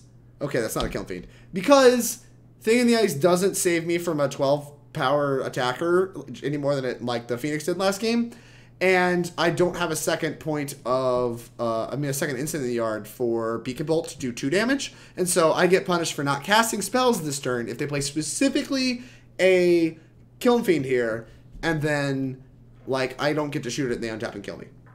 Oh wow, that is pretty good. That is what we in the biz call pretty good. Let's just lead off with a nice Sleight of Hand. Always yield. Okay, I believe you. Manamorphose. Well, that flips a Thing in the Ice this turn and puts a Phoenix in play. So I'm pretty happy with that. Boop. Alright. This deck is good. What are you doing? Are you spell piercing me? Dispel me. Alright, I mean... I guess. I'm kind of fine with that, I think. If that's what they're spending their turns doing, I think I'm okay with this. Are we shocking this in? No. Do you even have a 2-drop to play? No. What are you doing, opponent? Why did you make that play? That play didn't make a lot of sense to me. Let's Serum Visions. Okay, let's try to find another spell to put this Arclight Phoenix in the yard. Finale of Promise. None of these are spells, so I actually think I'm just going to bottom both of these. I just don't care about either of these. Bottom. Bottom. I'm still going to cast it. The upside's so high. Okay. 2 spells off the top. Here they come. 1-drop spells. Alright, well, that's a pretty good one. That's one I'm not disappointed with for sure. Let's go ahead and lightning bolt my opponent here, and we're gonna bring back 2 Arclight Phoenixes, and that's gonna deal 13 damage on top of 3 more. So that's a quick 16. I did the math. Did the math, chat. Opponent. You have surgical? Oh no, Manamorphose to make black mana for surgical extraction. Oh no. Oh no. Could be Ravenous Trap too, actually. Think it should be like digging for Ravenous Trap. Rav Trap. They found it. Okay. I will attack for 7 damage.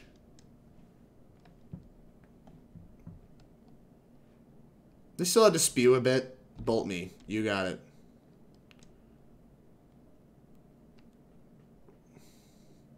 You return Phoenixes on my turn. I don't know if I want to play this land. I don't really see the upside of playing a land. Let's see, play around Spell Pierce next turn. I'll just play land. I think I want my 4th, but I don't really want another one after that.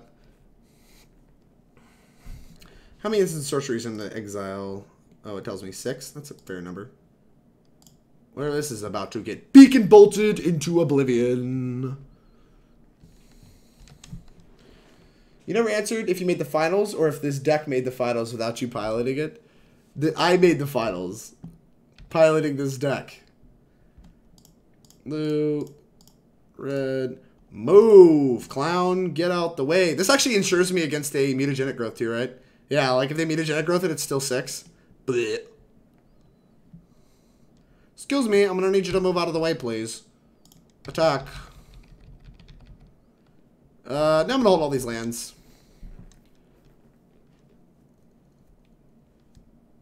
Peak. I have 2 lands. Beacon Bolt is so good.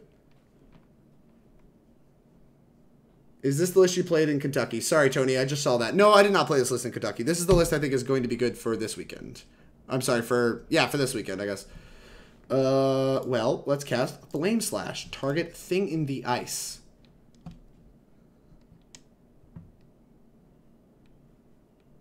Mutagenic growth. Okay.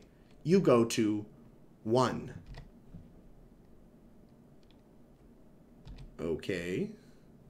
I will then flash back, discarding a land to blow that up. And then I will attack you for 7 damage. I win this game. I got it.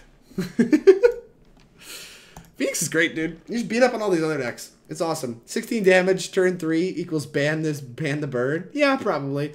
Against, in top 8, in the semifinals, the commentators alluded to how quick the semifinals went. On game 1, I put 2 Phoenixes into play on turn 2 and killed my opponent on turn like 4 or whatever. They angered away, I think, the 2 birds. And then like I just like double bolted them with Pyromancer Ascension out, like inactive. So like I shot them for 12 on turn 4 or whatever. And then game 2, I actually put 3 birds into play on turn 2. So it was just like, afterwards the judge was like, how often does your deck do that? I was like, honestly, not very often. I just got insanely lucky. Like my semifinals was just not close at all. It was disgusting. Played against Titan Shift and like, yeah, just put a bunch of birds into play on turn 2, both games. It was my average bird count on turn 2 across the 2 games was 2.5. Just so good. So skilled. Oh, super sweet. Super, super sweet. I'm a little tilted we lost to Tron still with like the 4 moons in our sideboard. I mean, the match was like kind of some nonsense, but still, blech. It's still depressing that we have to get like fairly lucky in that match to even like win still, despite all the hate. Ugh. But yeah, this list is only a couple cards different than the list I played. I mean, you can compare if you just go to StarCityGames.com and go find the Louisville Modern Open in the Modern tab. You can compare the list I'm playing right now to the list I played this weekend. It's not wildly changed. It's just like some Surgicals moved to the main deck, Gutshot cut from the deck, and I put an Anger and a Flame Slash in the deck, which I discussed the reasons why at the beginning of the video. If you missed that, I'm really sorry. It will be online. I'll have one with you. This one's in particular is a Coke. I've already had my beer, but thank you, Bo. I thought your favorite in a longer game was Titan Shift. To be fair, I thought you were favored in a longer game against Titan Shift with 4 moons. That's true. I do think my configuration was well set up for Titan Shift this weekend. Normally, it's a little harder, especially if they have Flame Slashes instead of Lightning Bolts in their interactive spell slot. Bo Harding. Bo Harding? Thank you very much for the follow. I really appreciate it. It means a lot. Mixed finals of 700 plus person open. Plays friendly leagues. Hey, look. Friendly leagues are just as competitive leagues, I promise. I've had a fairly reasonable Magic career despite playing only friendly leagues. So I'm beginning to think it's not the competition of the leagues that I'm missing out on here. Opponent's already on a bolt of 4. Hey, Bo Harding, thank you much for the subscription. I really appreciate it. It means a lot. If you have a sub list you want me to play this month, shoot it my way. I'd prefer if you use the Discord. If you use the subscriber channel in the Discord, which there should be a link to either in the panels below or it just rotates through the chat every now and again. I think that's going to be the way I want people to send me sub lists from now on, because there's been a couple times I've missed some when they've been sent through Twitch or sent through whatever. Are they missing their turn 1 land drop? Okay. Well, I'm just gonna, I guess, play this tapped. No. No. They mulled to 4, and we're just, like, sitting here. Bloodstained Mire. You got it. You got it. Blood Crypt. Okay. Thoughtseize me. Okay. Insolent Neonate? Is this that stupid Bridgevine deck? Puke. Alright. Look, I'm not a genius. Let me tell you what sounds good against a pile of zombies from Bridge from Below. Echoing Truth and Thing in the Ice. They seem powerful. Thing. Go.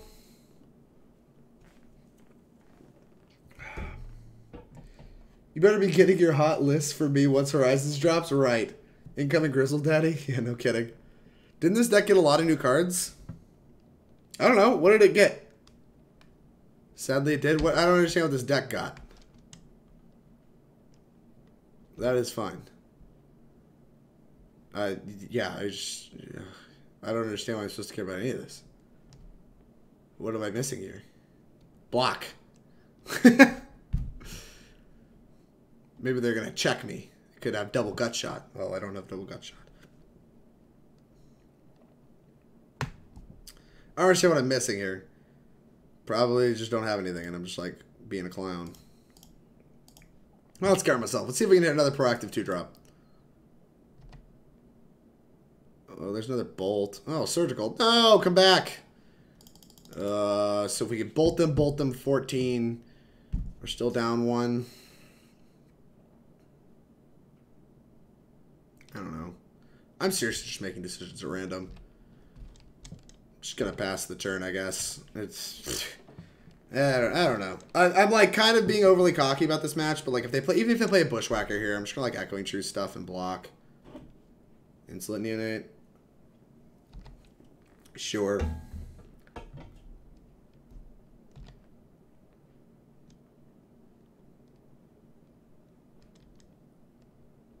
I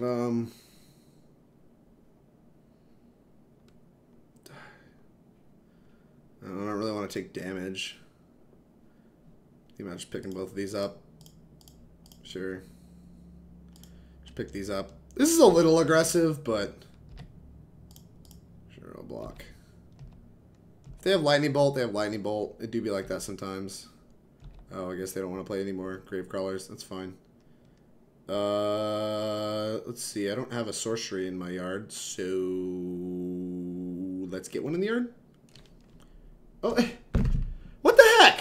People just concede before I figure out these puzzles. I at least want to see what I would... Because I think you're supposed to lead on looting here. We draw 2. Alright, that Morphose lets us cast our thing. We probably weren't supposed to lead on looting. Like, this finale, I want to use the surgical, this bridge. But, whatever. I mean, we couldn't lose this game, probably. Surgical seems great. Dispel doesn't seem good. Anger seems insane.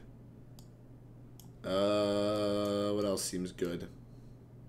Blood Moon seems bad. Jace seems bad. Maybe Saheeli is actually secretly okay. Oh, they have late lines. Yeah, maybe I want Saheeli. I don't know. I might not.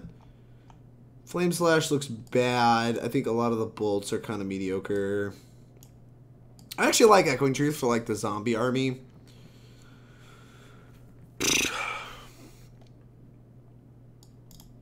I'm gonna try no Saheeli, and then maybe I bring it in if, like, they are, like, trying to hate me out with, like, Graveyard Hate. Is Saheeli better than Ascension? It might be. Yeah, whatever. We're just gonna try it like this. We're gonna try it. So what are your thoughts on Surgical versus Ravenous Trap? Hey, I'm glad you asked, actually.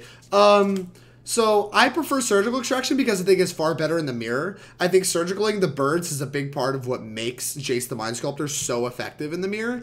And I think that it's also just like a little cleaner. Like I don't really care about exiling the rest of their cards. Like they have Crackling Drake, stuff like that. It just doesn't matter if I exile the rest of their graveyard. All that matters is the birds in the yard.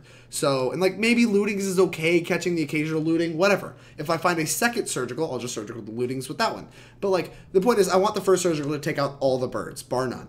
And so I think, and it also plays around people thinking I have Ravenous Trap and only putting like one bird in the graveyard. Okay, you do that, cool, Surgical the bird instead of Ravenous Trapping it and take the one out of your hand too. So I like it a lot more in the mirror, and that's the swing vote for me. This hand kind of sucks, but I think I'm going to keep it anyway. I'm going to keep it anyway. This hand is just bad. I should have mulliganed this, but I'm talking, and so I kept it. And I think that it's still, I think it's a little less effective against Dredge, I do. But I actually think it's still pretty good against Dredge, so I think that, like, whatever, it's, like, kind of fine. Nice! Leyline! Broken! Alright, let's see if we can find a bird, I guess. Or, like, some Grave Hate. Bird or Grave Hate is what we're looking for. Not land, so I guess we'll take the non-land card. Ugh. This was, like, still insurance against a zombie army or whatever.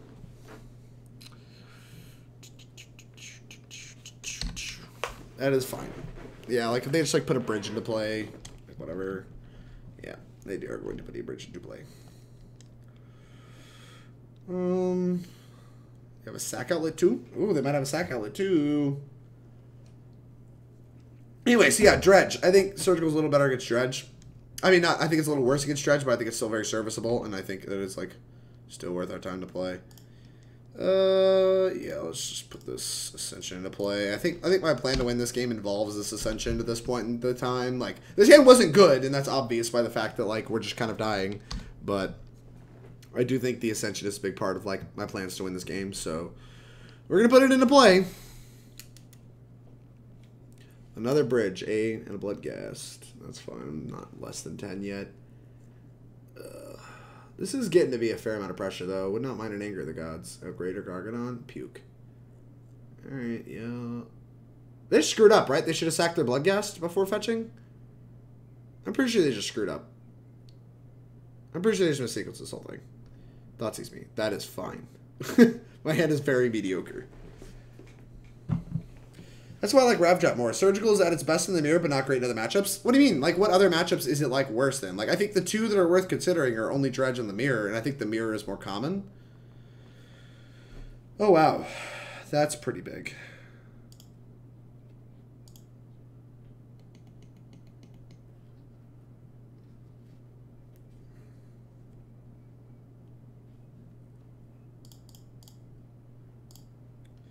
Thing in the ice. Let's just play a tap land. I think the 2 life is worth more than like putting a counter on, given that we have 3 spells that only cost 2 mana. Yeah, that's fine. 2 zombies. You should sack this too. I guess if they had the Bushwhacker, I'm pretty dead.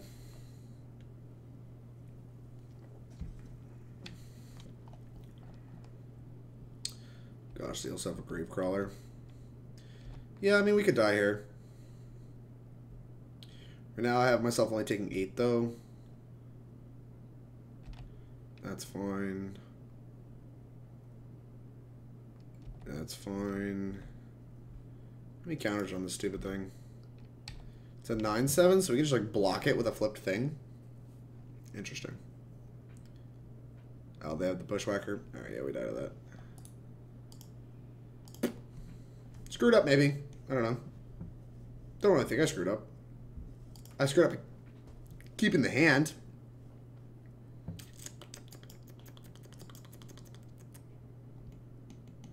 Still don't really want to do any of these things. Maybe I do want to do this thing. Sure. Oh, no, they still have ley lines in their deck. Maybe that's just an argument for having this card. Ascension sucks. Alright, let's do this. That deck is actually very difficult to play. I agree. I mean, that's part of the reason why it was so bad and never really did well, because it's just very challenging to play. This hand is very good. Keep. We're going to fetch Shock and Serum Visions looking for another land. Leyline. This hand got a lot worse, but we're still making the same play. Because everything that we're going to do starts with them land. It sucks that they had it this game, not last game. Oh, well, there's both our cards that we need to beat. The... whatever it's called. The words. You know the words. I actually don't think we can afford Crackling Drake right now, though. So I actually think we have to bottom it and top this thing and just hope the thing gets there. I'm going to Surgical Bridges and hope that's good enough. It generally is. You can beat most of the rest of the stuff pretty reasonably, I think. Leyline, Vengevine. Yeah, we could just Surgical those two. Alright. Let's put this into play. Pass. We have 4 spells that cost only 2 mana to flip it, so we can flip it next turn. I want to see what my opponent is doing. Bloodghast. That is fine by me. Alright. Let's get physical. That is not the color of mana I need. Yeah, let's Manamorphose. Always yield. I guess we'll make blue-red. Morphose, that's fine. We'll just cast it. Blue-red. Thought Scour. That makes me Thought Scour myself, and I don't want to do that, so we're just going to cast the Sleight of Hand instead. Arclight Phoenix or Thing in the Ice. Thing in the Ice. So if we play Thing here, Surgical, we can have like another Thing up. We could Surgical, Vengevines, or Faithless Looting. I don't think I'm super interested in any of that though. So I think I'm just going to bolt them. Yeah, I think I want to try to just get them dead. So we're going to do that. Flip that. You take that. Combat. Put you to 10. Maybe this is like kind of bad. Like we still have lethal next turn if they just like recast Bloodghast or don't do anything we care about. But I assume this is going to be a try to bring back Vengevine's turn. Yeah, that's fine.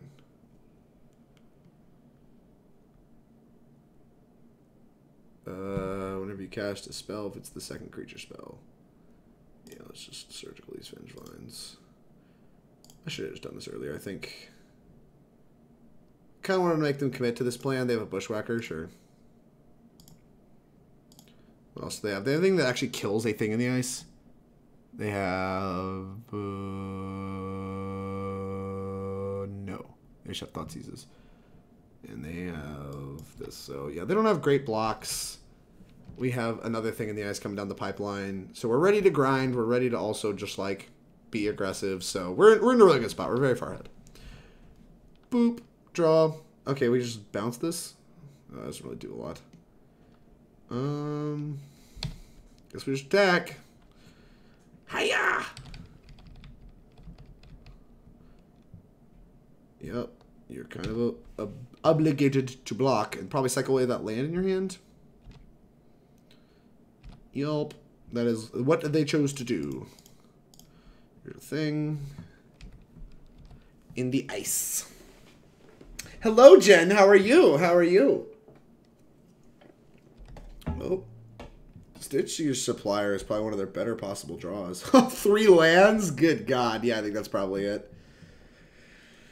I think that's probably going to do it. Block. They needed to hit a lot better off that Stitch Your Supplier. Sealy Mill. Arclight Phoenix, obviously. Spirebluff Canal. Tilt. So we bounce this, attack for 7. Just keeps them from milling 3 more without it being our turn. So yeah, I guess we just play this. We could have Faithless Looting and like tried to hit 3 spells. I don't like it very much. Echoing Truth. Stitcher Supplier. Yeah, this sets up to like just have a really good turn.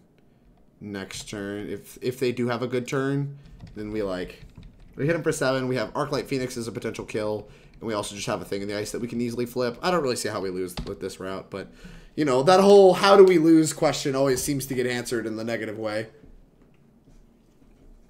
I am not going to direct on this turn. Faithless Looting. Discard Leyline, Gravecrawler. You can't recast Gravecrawler, but you can Stitcher Supplier then recast Gravecrawler. And if you had Binge Vines, maybe you accomplish something. Greater Gargadon. Greater Gargadon. Get Gargadon. Alright, well, let's just cast our Phoenix. Caw!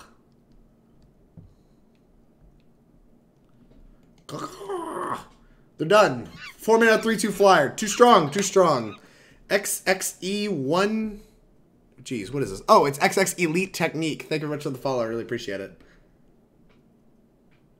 Oh, bow hoarding. I think I didn't answer your question very well before, and if I did, I think you missed it. You asked how well positioned do you think Phoenix is moving into Modern Horizons? I don't know. I think other decks stand to gain more. For whatever that's worth, I think that other decks stand to get better than Phoenix does with Modern Horizons. I think the only upgrades we really get are like Force of Negation of the Sideboard over Spell Pierce potentially, and Fiery Islet over like some lands, like probably Sulfur Falls and whatever the next worst land is. But other than that, there's actually not a lot that I think really fits into our deck from that. Like, there's also that 2 and a red enchantment that might be a reasonable sideboard card, where, like, they gain life, and each time you cast a spell, it does damage to them. I don't know if that's actually good, but it kind of fills the same role that, like, the Saheeli type cards do. And so maybe that's playable, but that's not, like, a wild upgrade, right? Like, whereas, like, something like any deck with Life from the Loam got a lot of upgrades with the red-green land stuff. So I think that, I think Phoenix stands to gain less than other decks do in coming into Horizons. Hopefully that answered your question. I'm sorry to be late on that. That is my apologies. I was having too much fun. Ellie of the Vale, how's it going? Nice seeing you. If you streamed today, then how was your stream? If not, I hope you enjoyed the break. I saw you posting about streaming earlier. Mulligan. But I don't remember how old that tweet was, because Twitter's really weird about this stuff sometimes. Haven't streamed today? Yeah, okay, so it must have been from yesterday, but it was something about, like, taking a break. Ugh. Ooh, this is so weird, because Thing in the Ice could be the best card in our deck, but we already have, like, a bunch of proactive payoff. We need, like, the spell side of our deck. I think I'm still going to top this, but it definitely means we can't cast a Sleight of Hand on turn 1. Sulfur Falls looks good in this hand. Maybe we're actually supposed to Scalding Tarn. Because there's a chance we don't want it. Like, if it's the mirror, I don't think we want it. We want instead just Ascension. Alright, yeah, let's play the Scalding Tarn tap. I mean, let's play the Scalding Tarn, and, like, we can fetch this Thing in the Ice away if it's not, like, a matchup where it's actively very good in, and we want the Ascension instead.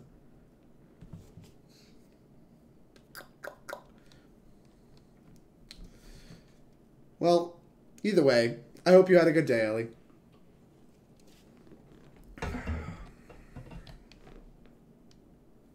We are 3-1, playing for the old bread and butter 4-1. I think I've played 3 leagues with this deck in the past, like, 2 weeks, and I've 4-1 just every single one of them. What is this? Ancient Stirrings? Oh, this is like an Eldrazi deck? Ugh. Ew. Yeah, I've just been jamming Arena. What you playing? You playing Limited or you playing Constructed? This is like Bant Eldrazi. I played against that at the BCW Challenge. I worked the BCW Challenge in Syracuse, and the guy came up and played Modern with me. He was playing Bant Eldrazi, and I was like, oh no, I'm playing humans. That's good against Eldrazi-tron, which is arguably a little more efficient. Constructed, mono red. Testing for the Invitational. Mishra's Bauble. What? Oh no, is this like a Lantern deck? Mishra's Bauble. I'm going to draw this, I think. I don't know why there's a Mishra's Bauble in this deck, unless it's like a Delirium deck. But in case they're like a Sultai kind of deck that has Grimflare, we're going to put a blocker for Grimflare into play.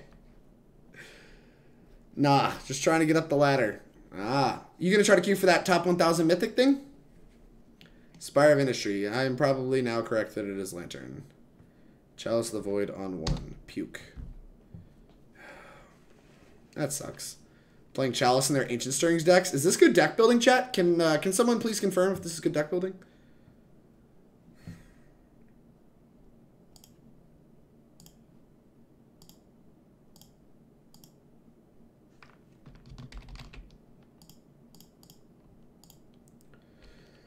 Puke.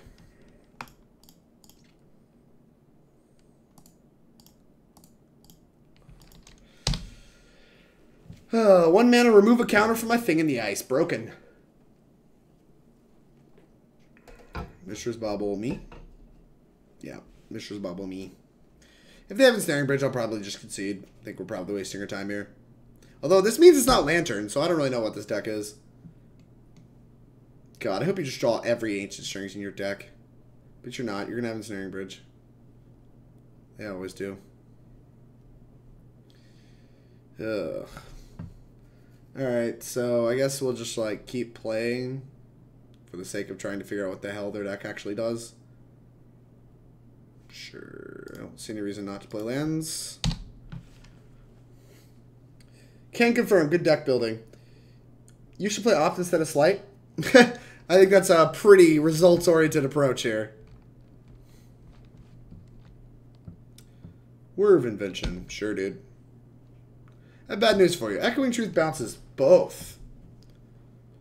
Lightning Bolts. Yeah, there's no reason to do anything. Oh, I should play the land. Whatever. I think we'll find time to play the land. Ipnu Rivulet. Sure. Would you like to mill me?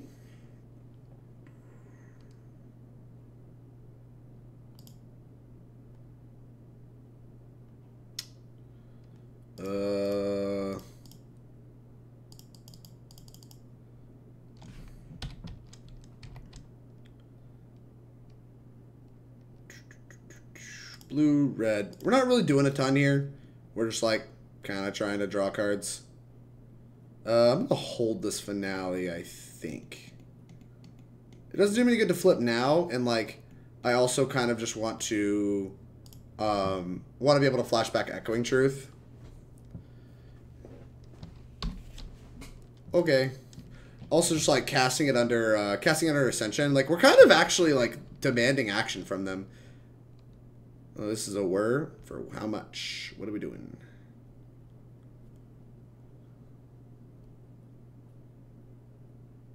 That is fine. This looks like a stupid Bottled Cloister. Okay. Show me how you kill me. We're very likely dead, but like I said, if we can turn on this Ascension, then like we're actually in pretty reasonable shape.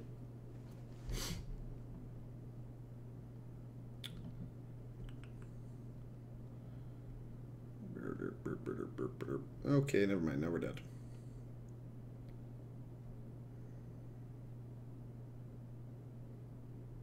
Yes, they're going to try to mill me out. Take another draw step. Because we still have like a series of outs that involve like Crackling Drake and stuff. Yep, blow it all up now. Seems aggressive. Okay. Playing Chalice on one in this deck seems super narrow. Yeah, I mean, whatever. It's obviously very effective. Don't really think we have time to, like, patter around because now we're on the back foot, so let's just cast this. Manamorphose, and we'll leave Sleight of Hand in the yard. 4 mana Manamorphose.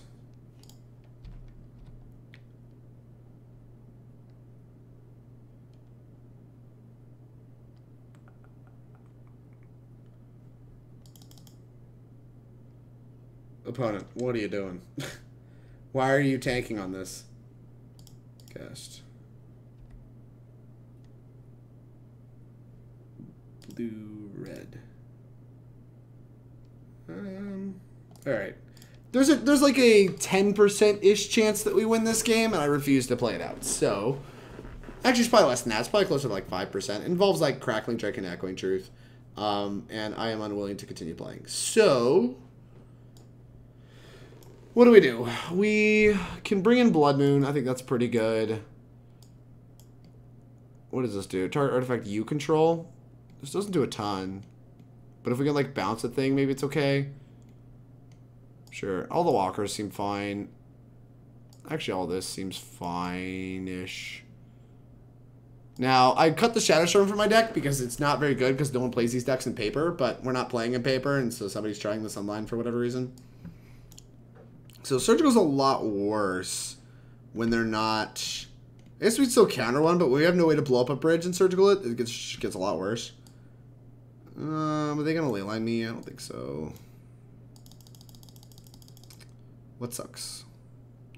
Pulse don't seem awesome. They seem acceptable. For plans kind of grind. I don't think Crackling Drake's that good.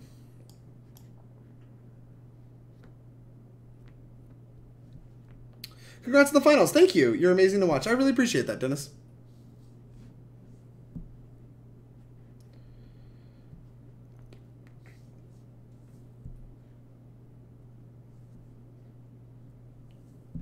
Dispel? Yeah, because they have Word of Invention. Did you place the Blades of Flame Slash? I just replaced the Abrades because it's not very efficient because no one's playing these type decks. It's kind of unfortunate that someone is. Honestly, that just might mean it's time for those decks to come back. It might just mean those decks are good for the Invitational and I'm just going to get bodied by them. So that would be pretty frustrating if that happens to me. I don't think I'm going to try to play around that. But I'm not sure I actually even want the extra Surgical. I think 2 Surgicals is still fine. And shape 8 Thought Scour. This is mathematical. I did the mathematics, chat. But yeah, it's like the Dredge thing, right? Like when no one's playing Graveyard Hate, it's time to play Dredge. When no one's playing Artifact Hate, it's time to play these decks. But like, I don't know, everyone and their mother's still putting Karn in their deck, and I just like do not want to be playing these idiot decks against Karns. Good God. We just like die to a Chalice on one? Did I sign up to die to Chalice on one? I signed up to die to Chalice on one. Yes. Yes. Okay.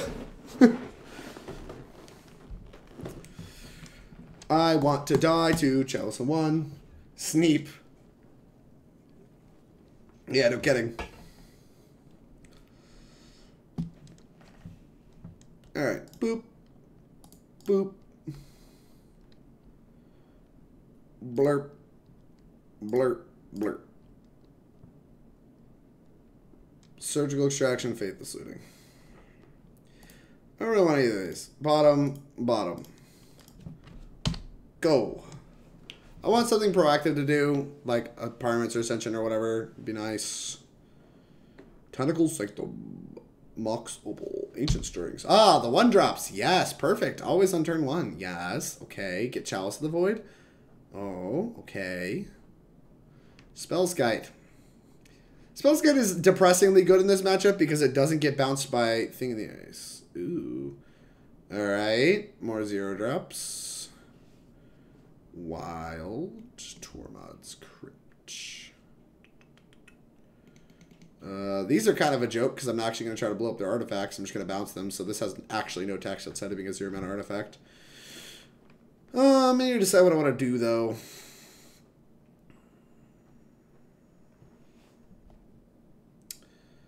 I think I want to Thought Scour myself.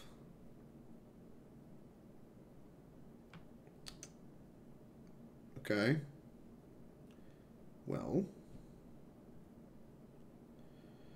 Let's get some 1-drops out of my hand.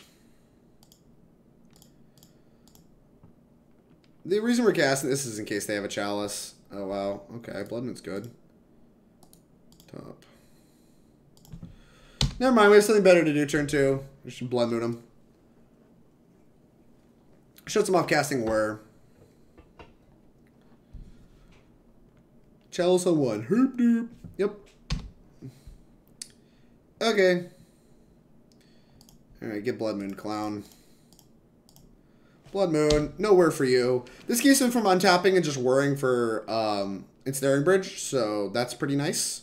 It cuts off half of their Ensnaring Bridges. If they just have it out of hand, then we're very dead, but like I said, it just cuts them off of half of their Ensnaring Bridges, which is pretty nice. That is fine. I accept. Spellskit. Manamorphose. Thing in the Ice. Alright, this is unfortunately depressingly slow. Like, what we're going to have to do here is slow. Also cuts him off Engineer Explosives on 2, which is nice. Sorceress Spyglass. That is fine. That doesn't have text, right? Why is that in their deck? I guess they're just going to name a Planeswalker. That makes sense. If they're just going to name a Planeswalker, that makes a lot of sense. Also worth noting that, like, Whir of Invention is going to get stuck on their hand. So if they have no way to discard it like a Bottom Cloister or whatever, like we actually can attack with like Saheeli tokens through there and Snaring Bridge. Super corner case, but is relevant. They named Chandra Torch of Defiance. Another reason not to play Chandra. See, you just play your 1-drops first like a master. Yes. This is a 1-drop. Or, I'm sorry, this is a 1-drop. This is a 2-drop. So it's just perfect. It's perfect sequencing. It's just good deck building. I don't see the problem here. I think I'm going to cast this Faithless Looting. Always yield. Go. Alright, and then next turn we have the Morphos and all this other crap, which is pretty nice. We're going to attack them for 14.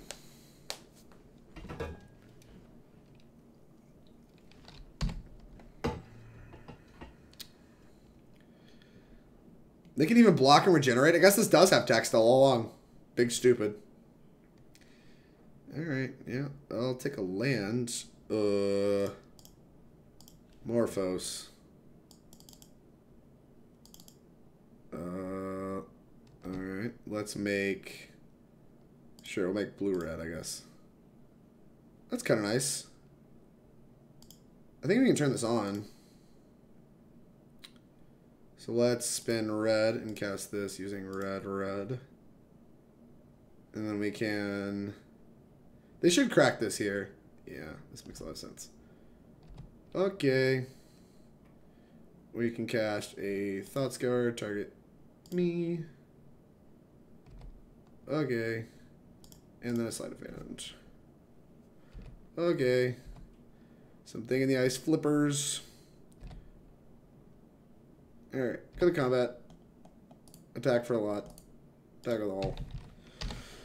The Welding Jar plus Spell Scatter are going to keep them alive for like 2 turns. Oh, they took it all. Never mind. They just didn't want to block and then Welding Jar. Alright, I guess they have a plan. Another Spell Skite! Genius! They're genius. This doesn't draw on me drawing Arclight Phoenix. Alright, well, that's a Faithless Looting, I guess. Combat. Hiya! Block, regenerate 1. Just don't even need to regenerate. It just doesn't matter. Just doesn't matter at all. The game has ended. Nice Chalice, opponent. Very powerful. Much wow. Alright. Do I now want to consider Crackling Drake? I don't think the answer to that question is yes. I think I just want to click submit. I'm just going to click submit and make decisions later. What's up? Are you playing Shatterstorm? Just tuned in. Hey there. Hey, Scubba. I am not playing Shatterstorm because I didn't expect a lot of this deck. It might be time to put one back in my deck, just speculative for the Invitational. I didn't really think about it. I didn't really think about people trying these decks in like the face of a bunch of Karns. Is this sand good? The sand appears good. I'm going to keep the sand. Yeah, that's fine. Let's play this. Fetch this. Let's get a 1-drop out of my hand. We don't have a Spell Pierce, so F in the chat for that. We're going to Sleight of Hand and try to find a Blood Moon. Jace the Mind Sculptor. That is better than all. Yeah, I think the Jace is going to be pretty high impact. Alright, they're probably getting Chalice. I can't imagine they're keeping a hand where it doesn't have Chalice on, like, 1. So, oh, Spellskite? So they just have the bridge, right? Like, I don't understand what else this could be. I'm going to land at some point. I really just want to cast 2 cantrips, but I don't think I can. I don't think I can afford to.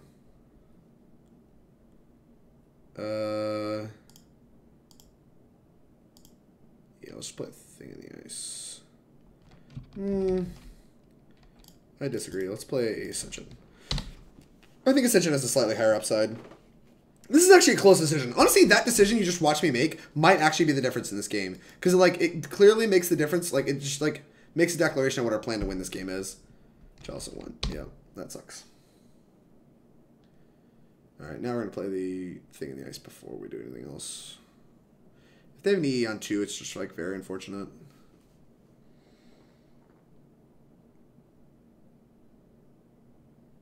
Okay. That helps the whole turning Ascension on thing. Play this. Try to get a clock going.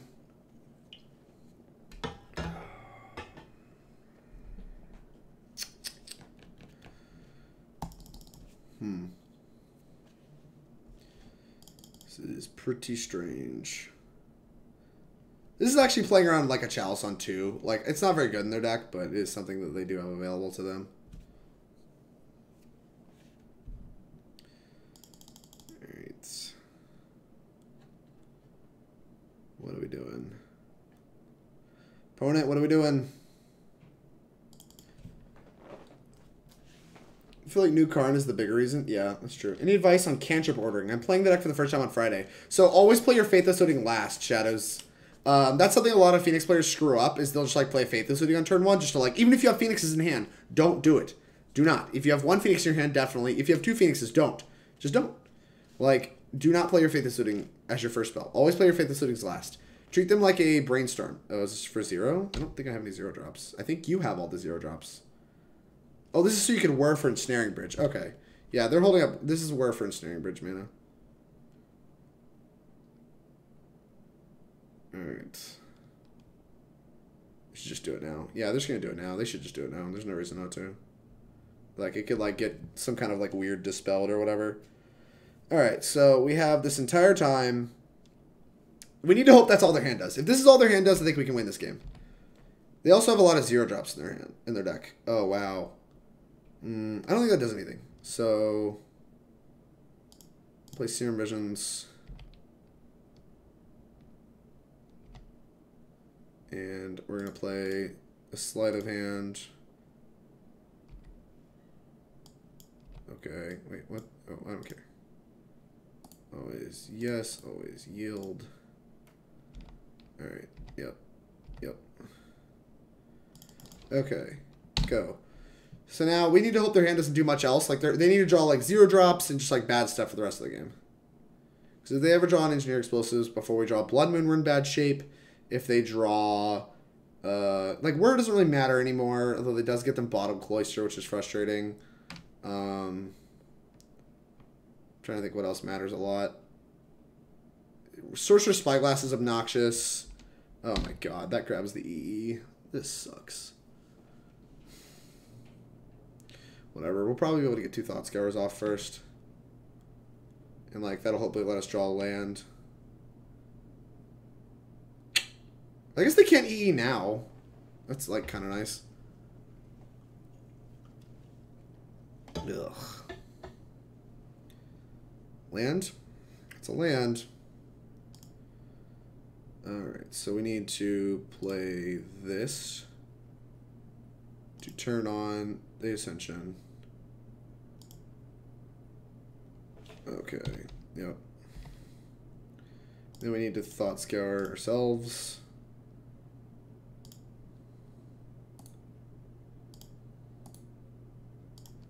Alright.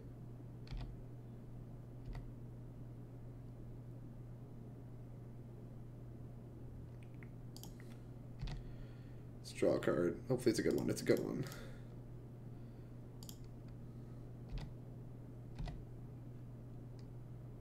Arclight Phoenix. I think I still want the land, unfortunately. Alright. Can't attack. Can't really do anything. But this makes them spend their turn just playing and cracking. And then we have, like, Fate Seal for the rest of the game. And we're just going to try to Jace the Mind Sculpt with them out of this game. Alright, Jace. That's 3 cards left. We know about an Engineered Explosives.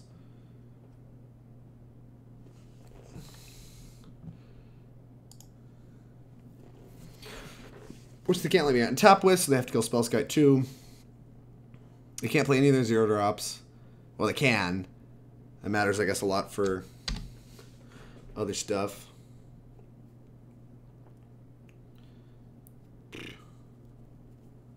Blow it up. Blow all the stuff up. That's fine. You have 2 cards left. They need to be kind of bad. Well, there's a 3-2. Jace. Alright. No Spyglass, please. Unmoored Ego? I don't know why that matters, so we're not going to put that on the bottom. Go. They can't even cast that. Why is that in their deck? You gonna name Arclight Phoenix? You gonna name Shatterstorm? I guess they're supposed to name Shatterstorm. They just have no Pentalands, so they just like cannot cast this. Oh my god, are you serious?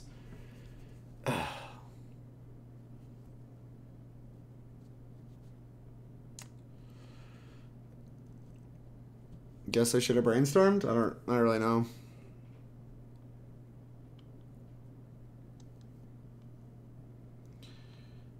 I don't really have a great path to victory anymore.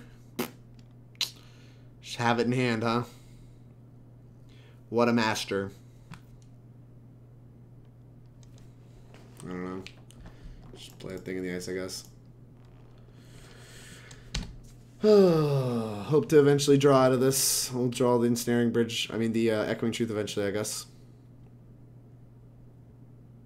Maybe they'll throw away Unmoored Ego first.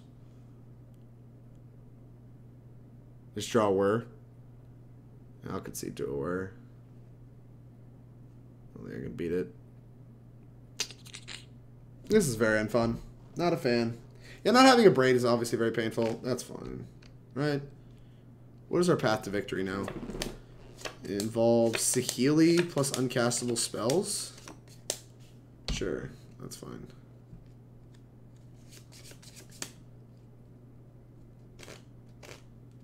Alright, well.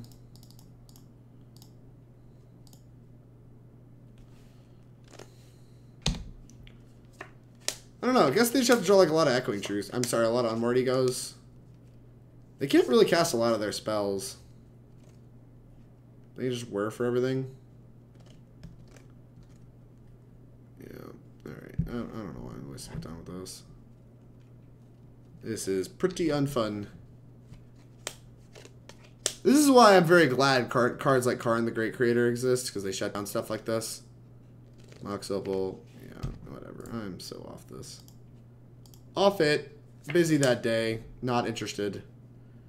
So our deck's going to lose to those decks right now, but I don't think those decks are playable in Modern right now. So I actually don't think we should adjust for that. If you're really worried about it in your local meta, put a Shatterstorm back in your deck, and they basically can't beat that card as long as you just can't trip to find it. And then that should be enough. That was like all you really needed against Word Prison before. The Abrades were just kind of like there to be equity against both humans and the Word deck, both of which were like kind of tough. But if the Word deck doesn't exist, like, which it does not, outside of Moto, maybe on Moto people start playing it again, you should play it. But like in paper, I haven't seen any of it in a long time, because it couldn't beat the Cryptic Command decks, which just got a bunch of tools. Then like I don't think you should have a Braid in your deck. I don't think we should put a Braids back in this deck. I don't think that losing to that was a reason to play a Braid in the deck. But this matchup is going to be noticeably harder, and you're going to have to get a lot luckier. Hope that your Spell Pierces line up. Hope that your Blood Moons line up. Like, we still at least got a game off them. But I think that Surgical is actually like pretty nice against that deck too, because a lot of times you can just like I said, you can like try to line up Spell Pierce and then Surgical it. But I mean, it's a lot harder without a Braid, where you can just like a Braid and then Surgical it, because that was something that was pretty common. You wanted like basically all your Surgicals against the deck, if I remember right, before, like if you have 3. But it's a lot worse without, like, if Echoing Truth is your only answer to artifacts, basically, then you're gonna have a lot worse time, as we saw. Yeah, then we lost to Tron, which makes a lot of sense. Tron's very popular and is a hard matchup. So we 3-2'd, didn't get the 4-1, but we got a game off both our losses, which is kind of nice. Like, the matches were reasonably close, whether or not they actually looked like it at the end. Tron tends to just go over the top of you, but I'm pretty happy with this deck. I think I would like to play against humans a little bit more. Pretty sad that this wasn't enough to beat Tron, even though, like I don't know, I was beating Tron fairly consistently. Like, I think I was like 55 against it with this, but like, I mean, the matches were close, I guess. Like, they just had the egg plus Nature's Claim both games for the Blood Moons, which happens. It do be like that sometimes, but overall, Tron's still a hard matchup. You're still trying to dodge that for the most part. It's still just going to be very hard, in my opinion. We're still going to be a very hard matchup. It's going to be even harder because we cut all our cards that are good against it in the sideboard. But I think this is good against a lot of the decks that are popular. And it's certainly, this is probably close to the ideal deck for Louisville. Like, even though, like, I did pretty well in Louisville. Actually, no, the gut chests were very good in Louisville. So, like, this is probably a lot better now that Phoenix and Dredge did well. So, I don't know. I'm going to keep experimenting with this, keep playing around with these numbers in the sideboard. Like I said, I went up to a second Flame Slash and a second Anger the Gods for the Mirror and Dredge, respectively, while still having Game Against Humans. And I might try to find a slot for, like, a Shatterstorm or something, just to have an extra card against Ensnaring Bridge decks, if that's something people are trying. And it's something that I could see people trying to bring back at the Invitational, so there is probably real merit to considering trying to find room for a Shatterstorm, but unfortunately it probably takes the slot of, like, one of the moon effects, and I really liked having this many moons against Tron, Valakut, and Amulet, so I don't know. Maybe it, like, goes in this slot. We don't need more cards for blue, white, and black, green, but I really liked having access to this for the most part. But that could just be, like, a little bit of attachment because it was very good in the game. I brought it in at the open, but yeah, any more final questions?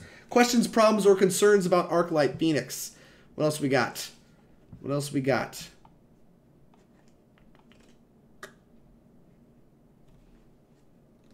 Exclamation point results? What does exclamation point results do, Davermac? Also, I'm doing great. I like most of the modern format, me watching horrible modern play out on Drake's stream. I mean, that's not how it played out in paper. Like, you see the matches, I posted the matchups at the beginning of the video of, like, my matchups in paper, and, like, none of them are really miserable. There's, like, one Eldrazi and Taxes deck, like, okay, fine. If it's 1 in, like, 13, no, I'm sorry, 1 in 15, that's miserable, that's fine, but how have you found Narset? Alright, hold on, let's start from the top here. How is blue-white? Are you talking about how is our matchup against blue-white? Because our matchup against blue-white is, I think, in our current configuration, favored. I think that Saheeli plus Jace plus, like, the Spell Pierces and Dispel, like, this whole package, just, like, gives us enough game against blue-white to be very, very good against them. Especially Jeskai, because we get to bring in Blood Moon against them, too. Like, bleh. Blood Moon in the control decks is nice. I actually still think I bring it in against regular blue-white, too.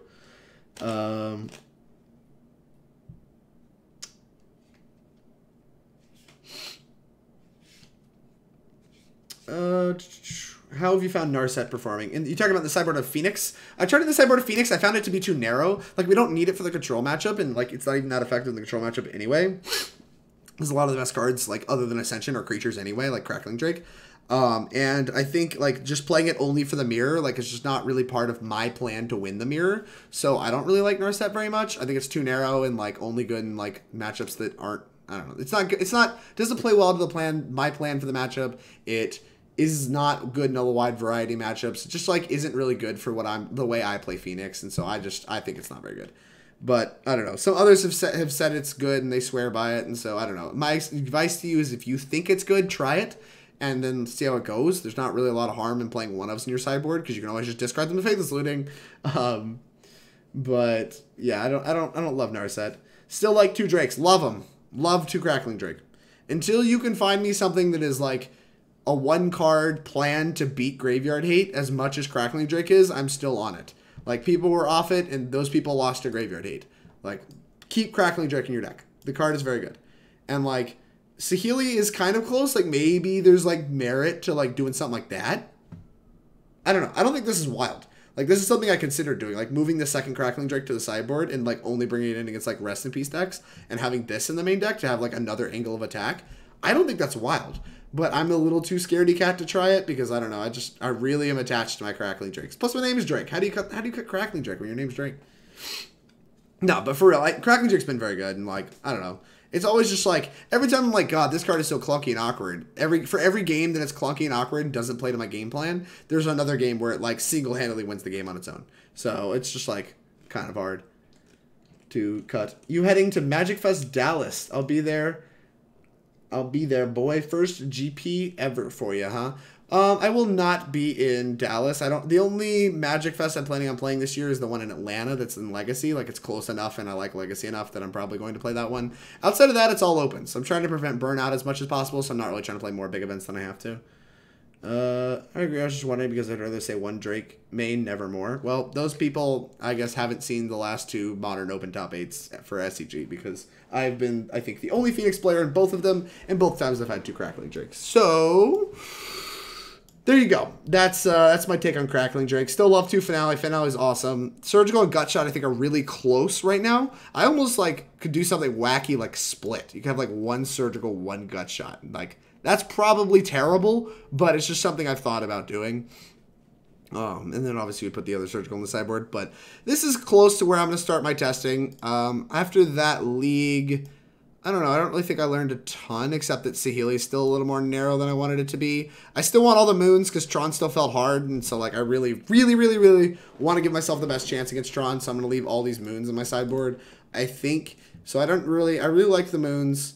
I disliked Saheeli, so Saheeli might become an Abrade, and then we like turn one of these other cards into something different. Like, I don't know. Which like probably play around with like these two slots. I think I still want the other Flame Slash, but I think the second Anger and the Saheeli could like become different things if I like make this one Abrade, or like make this a Shatterstorm, go very heavy-handed, and like turn this into like something kind of good against control, like another counter spell or something. I don't know. I'm still going to play around with these two slots, I think. I'm really like these 13 cards, though. So probably going to leave those around. 2 Flame Slash seems great. Yeah, I don't really have anything else. I think that's all of my takes on Arclight. If you have no more questions, we'll go ahead and wrap this up. Why is it terrible? Also, do you have a sideboard guide? I do have a sideboard guide. I think next week I'm going to be writing a like kind of complete guide to Phoenix, and I kind of want to finish fleshing out the deck list before I like really, I don't know. I want to finish up formalizing everything before I post any sideboard guides. In the meantime, I think there's a couple out there already. Like I think Tarek has posted one. I think that Lotus Box has one posted.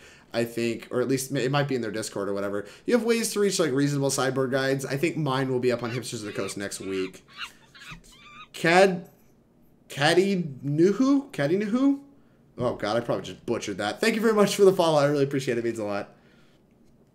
So, yeah.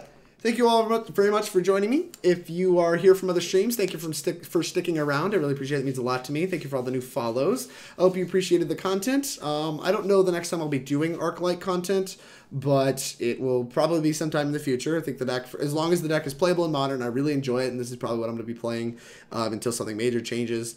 I really appreciate all of you guys watching. I'll copy your list next week then, no problem. If you have appreciated my content, you're hanging out in the chat, and you have not followed me yet, jam that follow button. It's easy way to support me on Twitch. Also, we'll let you know when I go live. If you're watching on YouTube, you've not jammed that subscribe button, please jam that button. It's an easy way to support me on YouTube. Doesn't cost you a dime, and we'll let you know when I post more videos. Also, if you want to support me, you can support me and Team Nova by supporting my sponsors. To do MTG, thank you very much for the follow. I really appreciate it. Oh, and H7U9I, I don't know how, like, that might be like some kind of leet speak for a word, but I don't really get it, and I'm really dumb, and I'm sorry. Thank you for the follow. I really appreciate it. Anyways, you can support me by supporting my sponsors, which you've seen scrolling beneath my face. So to start out with, The End Games is a store in Charlottesville that is, I mean, it's a game store, and they rent out cards. They also will sell you cards at a discount using code TeamNovaMTG. You can get 10% off your singles order with them. I think you actually can get 10% off sealed too, but I haven't tried. And they rent out cards to Team Nova. They help us out a lot. They're a very good game store, very honest, upstanding, and don't scum me on prize support. So supporting them is great. They have a link to their website in the panels and the description below if you're on YouTube. Check them out. You can use, once again, code TeamNovaMTG, 10% off your order. Always nice saving money on singles, so highly recommend checking them out. Next up, we got ManaTraders.com. All of Team Nova uses their paper rental and their online rental service. It is fantastic. I've been very happy with both services, and they're the reason I get to play these wacky decks for you and these reasonable decks. I'm probably going to play wacky deck after this on stream. So thank you very much to the ManaTraders. Really appreciate their support. Their service is awesome. Was using their service long before we were even sponsored by them. And you can use code TeamNovaMTG for 15% off your first 3 months with ManaTraders. There's a link in the comments, in the description below or in the panels below, so you can go ahead and get started with them. Once again, code TeamNovaMTG, 15% off. It's awesome. Highly recommend using the service. If you're trying to get better at Magic, it's a very good way to do so. It's just be able to, you don't have to worry about card availability. You don't have to worry about spending money on cards on Moto. You just get whatever you need, and then you play it. And you play it through leagues, and you get to make any adjustments you want and just keep playing. It's so carefree. Next up, we got hipstersthecoast.com, which is a content production website that all of Team Nova writes for. We also have some other content that goes up on there, and there's plenty of other content for you to check out from a lot of other great writers as well. Doesn't cost you a dime. Once again, gets you a little bit better at Magic. Their site's pretty easy to use. Highly, highly recommend checking them out. All of their merch also looks really sweet. They also have a lot of podcasts and stuff you can check out. Basically, any way you want to consume Magic content is on there and available. And once again, all of the members of Team Nova also produce content on that website as well. Generally, you have multiple articles coming out a week with some videos sometimes. I think there's a Dilks article coming out pretty soon that you guys should be pretty excited about. I'm pretty hyped to see what that looks like. Check them out. There's a link, once again, below. Check out their stuff. We really appreciate their support. And last but not least, Inklin Customs is an artist that follows around the SCG Tour and goes to a lot of Magic Fests and Mythic Championships. So she's like very, very spread thin. She won't be at every given event, but she was at Louisville. Thank you everybody that checked her out in Louisville. And yeah, all of her artwork's fantastic. She did the logo for Team Nova. She did all the Team Nova tokens. And she also did the playmats that we use. So her art's all great. Obviously, it's Inklin Customs, so if you want something done, you can always come up to her. She's very easy to work with, and you get a nice little custom token. I saw a couple of those posted on Twitters recently after Louisville, so her artwork's awesome. I'm very happy working with her at every opportunity we can. And like I said, her stuff's all reasonably priced. She even has a website that you can check out. Look below in the panels in the description, and check out her stuff. Support her. She's great. Last but actually not least, we actually picked up another sponsor today. I guess I should mention them on stream here. Introspect V. They sponsored us, and starting SCGCon, they sponsored us, and they also gave us new jerseys, which you can check out on the Team Nova Twitter. Hopefully you can see that. This is what they look like. They look awesome. Big, huge fan of them. We're gonna be rocking these in the at SCGCon here in a week or two, and you can see the little logo there. So check out Introspect V. I think they have a website as well. You can just Google them. Pretty easy to find. Introspect V. Boop. Bam. Check them out. Their clothing line. They sponsor a couple other teams as well. So we really, really appreciate them putting their money into Magic, sponsoring Magic teams, and for hooking us up with some super sweet jerseys. So very happy to have them. Very happy to have them join our list of sponsors, and you should check out their website. I believe you can use code TeamNovaMTG for 10% off your orders for clothing with them. I will double check that, but I'm pretty sure it's 10%. I will get a link in the description and in the panels soon. I don't have that yet, but once again, if you just Google Introspect and the letter V, you should be able to find them. So thank you to all the sponsors. This is going to start taking too long if we keep getting too many sponsors, but I appreciate all your support, and thank you as well.